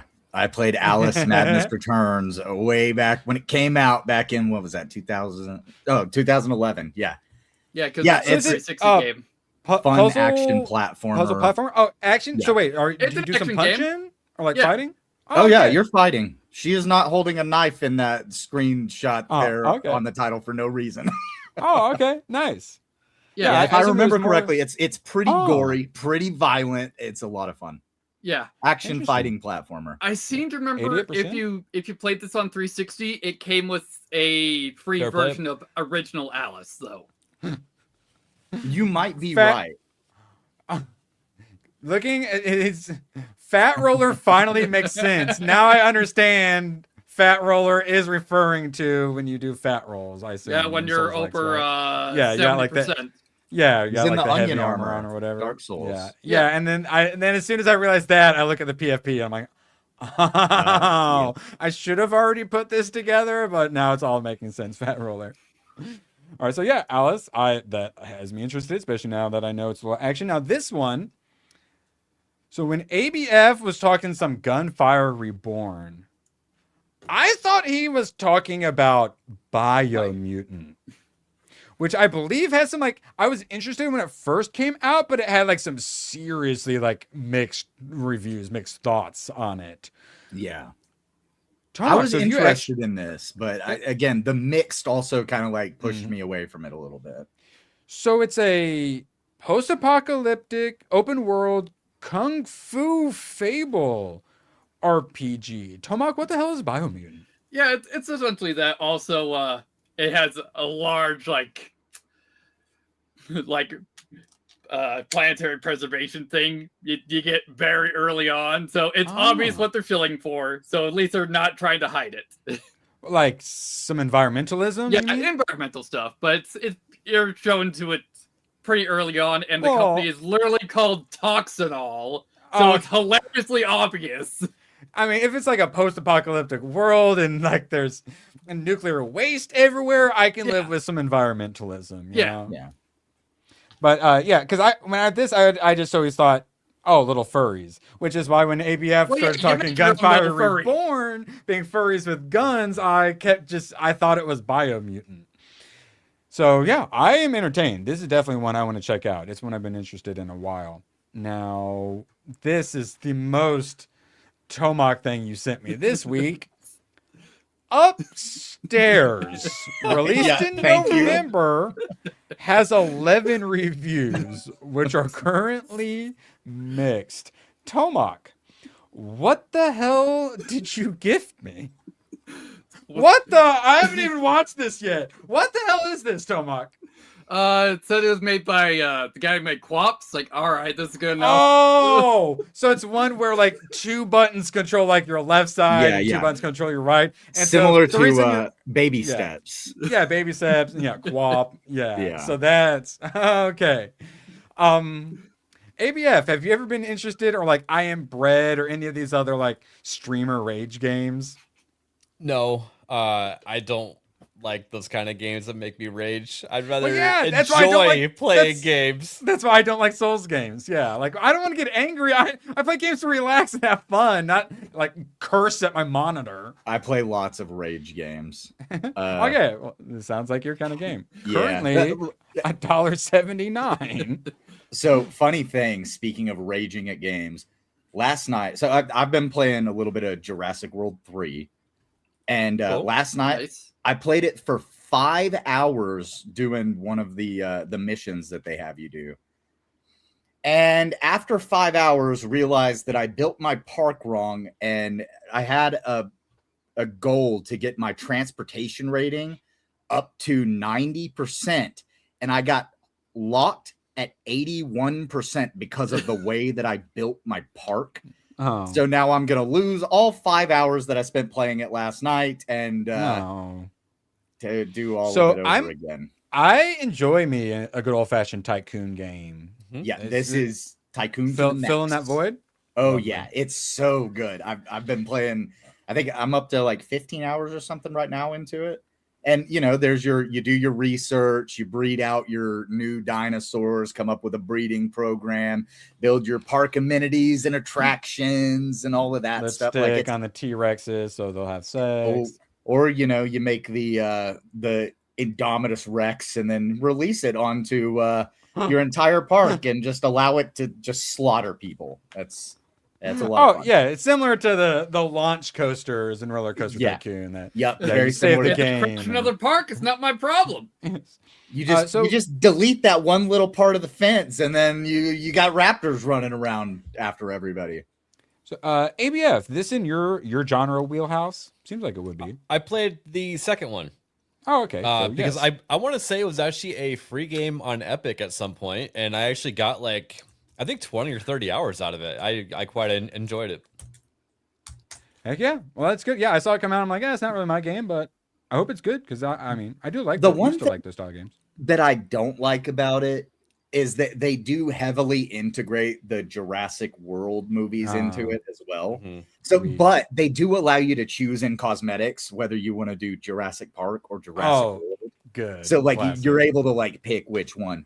But you can also get like genetic freak dinosaurs, I assume too. Yeah, for sure. Okay. And they also brought it like Jeff Goldblum voices Dr. Ian, you know, and That's he's nice, yeah. like there as like one of the NPCs that are telling you what to do and how to do things. And you know, he's very obviously cautious about it. There's one where you go to like a Hawaiian island and he's like, oh, the last time I was on one of these tropical islands, it didn't go so well. It's like, there's fun little things like that in it. But yeah, it's been really fun. I've been playing that the last couple of days. Excellent. All right. Operation finish under 2 hours is a go. I feel like Hayden recognizes this one too, right? I do not. This is the big boob, like what? Wait, what's the Onk dance or what was that called? Onka. Onka dance. Yeah, it's basically that, and this isn't the one where you block things with your thigh, right? It's a similar game, right? What's the? That same guy did play this. Yeah, okay, I thought so. I couldn't bring this up on Steam for some reason. Tomac, do you know why I wasn't able to bring it up on Steam without logging in? I have no idea. So yes, I have yet another Gooner game. Shout out. Now, someone, did you guys ever play Katamari or Katamari Dynasty? I love Katamari. I still need to get the new one. Well, what if I told you they've modded Katamari into Red Dead Redemption 2? Oh my god. Okay. Sounds great. I like it. Yeah, I like it. I like it. They too. should honestly add that as like a game mode. If a modder can make it, then they should just add it to the game. Yeah, I like it. And Red Dead and Rockstar have notoriously done shit that has nothing to do with their game into the game. So yeah, do it. Oh, yeah, I like it. Let's see an official version. Like I played Warframe and they added a 2D fighter, like Mortal Kombat style fighter in it. One Yeah, point. that They thing could was do kind of that. hard We to can get to Katamari. though. Oh well, yeah, and it wasn't very good. Wasn't Now, very good either. Ooh, butter framed in gold, dropping a $5. You should check out Eastward. Eastward. It's Zelda. What's ALTTP? I'm not sure. Link to the Past. A Link to the Past. I knew that. I was just testing Tomac and he won. Gameplay with a post-apocalyptic Earthbound setting, and it has a DLC that turns it into Harvest Moon. All right, Eastward. Let's see. There's still a couple of those games I need to play. Sea of Stars. Yeah, if I play a game like this, Sea of Stars is one I really need to play. Tomac gave me that one a while ago. Yeah. Eastward. Yeah, this seems very much like a Tomaki kind of game. Have you I like the seen art this? style. It's pretty cool. Yeah, I've seen this. I haven't picked it up yet. Yeah, I like it. It's kind of a anime meets Stardew Valley kind of a vibe. Ooh, I like. Little Cassette Beast. I really enjoyed a Pokemon style game. If anyone else played that. Oh yeah. 2021, very positive at 86%. Yeah, this looks pretty cool. Hey, I'm gonna look into that one. And then appreciate you, Butter. And then speaking of looking into things, Hayden of the Precinct, K9 unit reporting for duty. You've been playing this game? But yeah, so I randomly saw a something come up on my Twitter feed that the developer was just saying thank you because it's an indie game. So this game, I was at first a little bit put off just because, you know, the red flag notice or red flag goes up. You're playing as a black cop. And I was like, oh, what are they going to do? But that's, I'm fine with black cops. Well, but here's the thing. Like, I was just, you know, it was one of those where you like just kind of worry a little bit, but I was checking it out. It has nothing to do with the fact that the character that you're playing as is black. And you go around the city and you go on patrols. You can either choose to do car patrol once you unlock it, helicopter patrol, on foot patrol. But you can tow people? Oh, yeah. You can go on tow patrol and drive around in a tow truck, and you get dispatched out to go pick up cars that were either, you know, destroyed in a gang war or like a car's just illegally parked. You can go on parking duty. At So one does point, it you can turn- unlock a canine to be your partner, and you take the canine out, and you just walk the streets, and he'll sniff if people have drugs. Then you get their ID, you search them, and charge them, and take them to jail. So is this like a turn-based XCOM situation? No, this is not turn-based at all. It Oh. is like action combat, shooting, fighting, fist fighting. Like it's almost like the X3 view, right? Like it is the pulled back view, but then you're able to see everything that's going on around you. It's a story of your dad was the former chief of police who was murdered, and now you are just becoming a cop for the first time, and you start your first day on the job. You get the partner who's going to retire soon, and he's kind of showing you the ropes, and it's actually a really fun, like, cop game where there's random crimes that occur, and you have to, jump in the car and run to provide backup to somebody. ABF. I was just showing. Yeah, you just got a little glimpse of it. ABF or Hayden, gave you a little synopsis. How much would you guess this game cost? $11.99. It's $30. Currently 25% off for $22.49. I think it's totally worth the $22. Really? Wow. Oh, 100%. It's about 20-ish hours long, playing through the game. And the story's good. The gameplay's fun. It's not repetitive, because if you get tired of just fucking walking around giving people tickets for shit, you can go fly a helicopter and provide Overwatch as other police officers are chasing somebody through the streets. You're following them in a helicopter and calling and being like, hey, get me a roadblock here. Roadblock will go up. Sometimes the perp misses the roadblock. But you collect stars that allow you to call out for more backup and stuff. The better your chase is. And then sometimes you end up getting out and they give up immediately, or they get out and they start shooting at you. And it's actually really fun. Absolutely worth the $22. If they don't resist, can you still shoot them and plant a gun on them? No. Oh, what about sprinkle crack on them after you've shot them? That I think might be coming out in an update, but this is so you're actually a police officer in a city that is like rife with corrupt police officers, and you're the one good one that's coming in and trying to do things right. But it's fun. It's a great game. So I got jealous of Tomac's huge segment of games where I was like, what the is that? So I made my own. This one I saw, it was recommended to me, and then it sent me down a rabbit hole.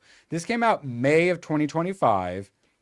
Desktop Survivors 98. Anyone else seen this? Yes. No. I haven't seen this, no, but I can imagine. Remember the classic overlay games where you could play like a game that went over your desktop? This game there's a bunch of corner games out now. Plays over your desktop, so you can have whatever silly background you wanted, and you are your curse. You are the cursor, and so you move the cursor around. But then it's also like a bullet heaven vampire survivor style, and it's also a roguelike. That's funny. And so it has a bunch of like Windows 98 style stuff. Yeah, you get like the solitaire stuff, all the various windows and stuff popping up, and it's a bunch of different games. Yeah, this is the more vampire survivors aspects of it. Although like just all the style is so Windows 98. You get a little lo-fi in there too, apparently. 98. Yeah. Yeah, like look at this. Well, yeah, because tabs didn't exist yet. And then you get blue screen. Is that the right error message? So this has me interested. It's got overwhelmingly positive 95% with 1100. And let's see. So there's a demo. Yes. And so, yeah, you play on your desktop. Yeah, cast unfolds across your real screen. Whether you're looking for a quick break or an extended challenge, it's perfect, fits in your routine because it's set up to where, so you play directly on your desktop, cursor combat, dangerous anyways, nostalgic aesthetic. Take a break anytime. Toggle the game on or off at any moment to pause, step away, and return whenever you're ready.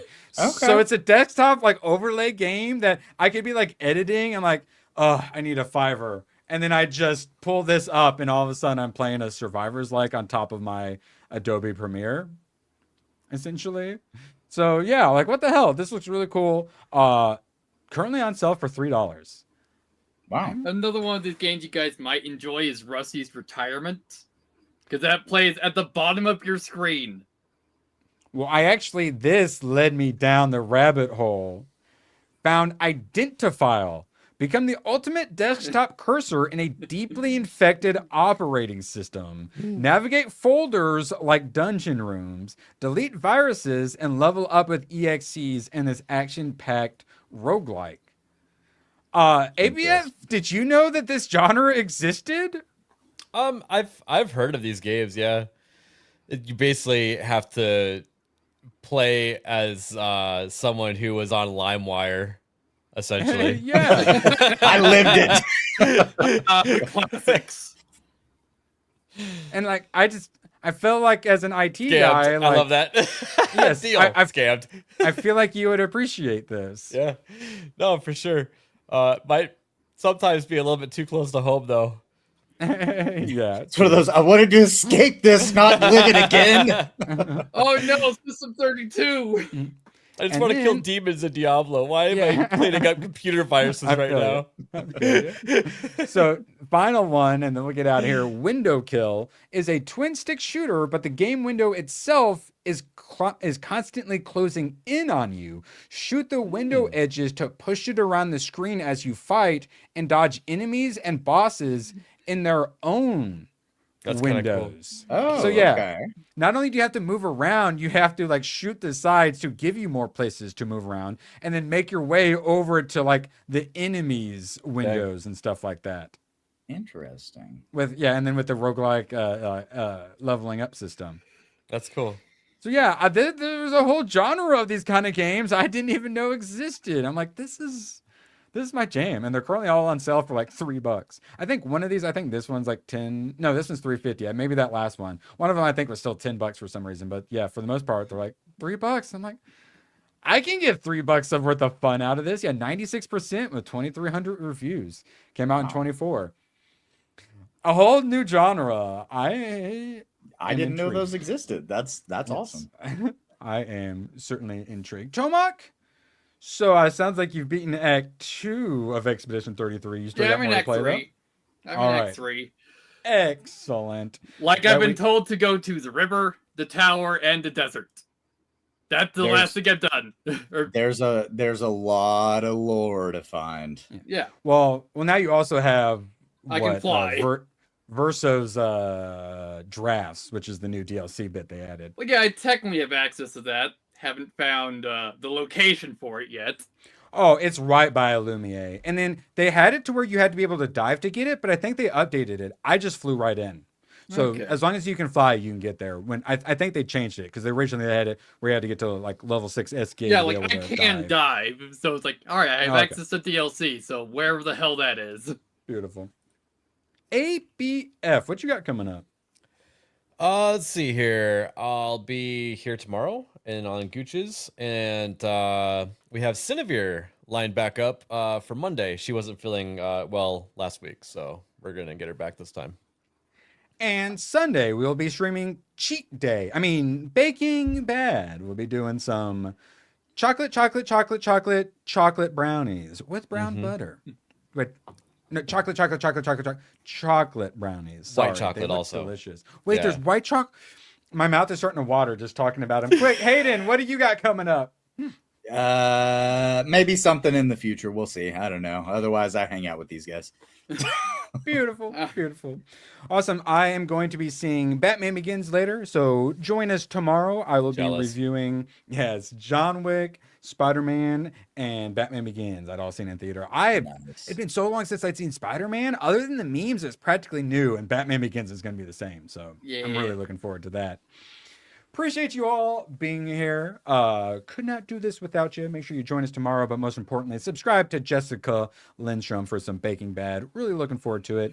Actually need to make an outro for it later today. Fuck. I am going to, and we will see you all later. Bye. So long, and thanks for all the fish. Oh, the camera's on. The camera's been on the whole time, huh? I don't even know. Hello. Screw you guys. I'm going home. Good, then get the hell out of my life. Who needs you? Beat it. Leave me alone. I needed to get rid of the human garbage, otherwise known as my best friends. Come on. Bonnie, how do you keep getting back in? Well, bye. If we're not back by dawn, call the president. Appreciate you guys. If anyone was like, wait, where was your stream yesterday? It got taken down because of stupid music and whatnot. It's back up.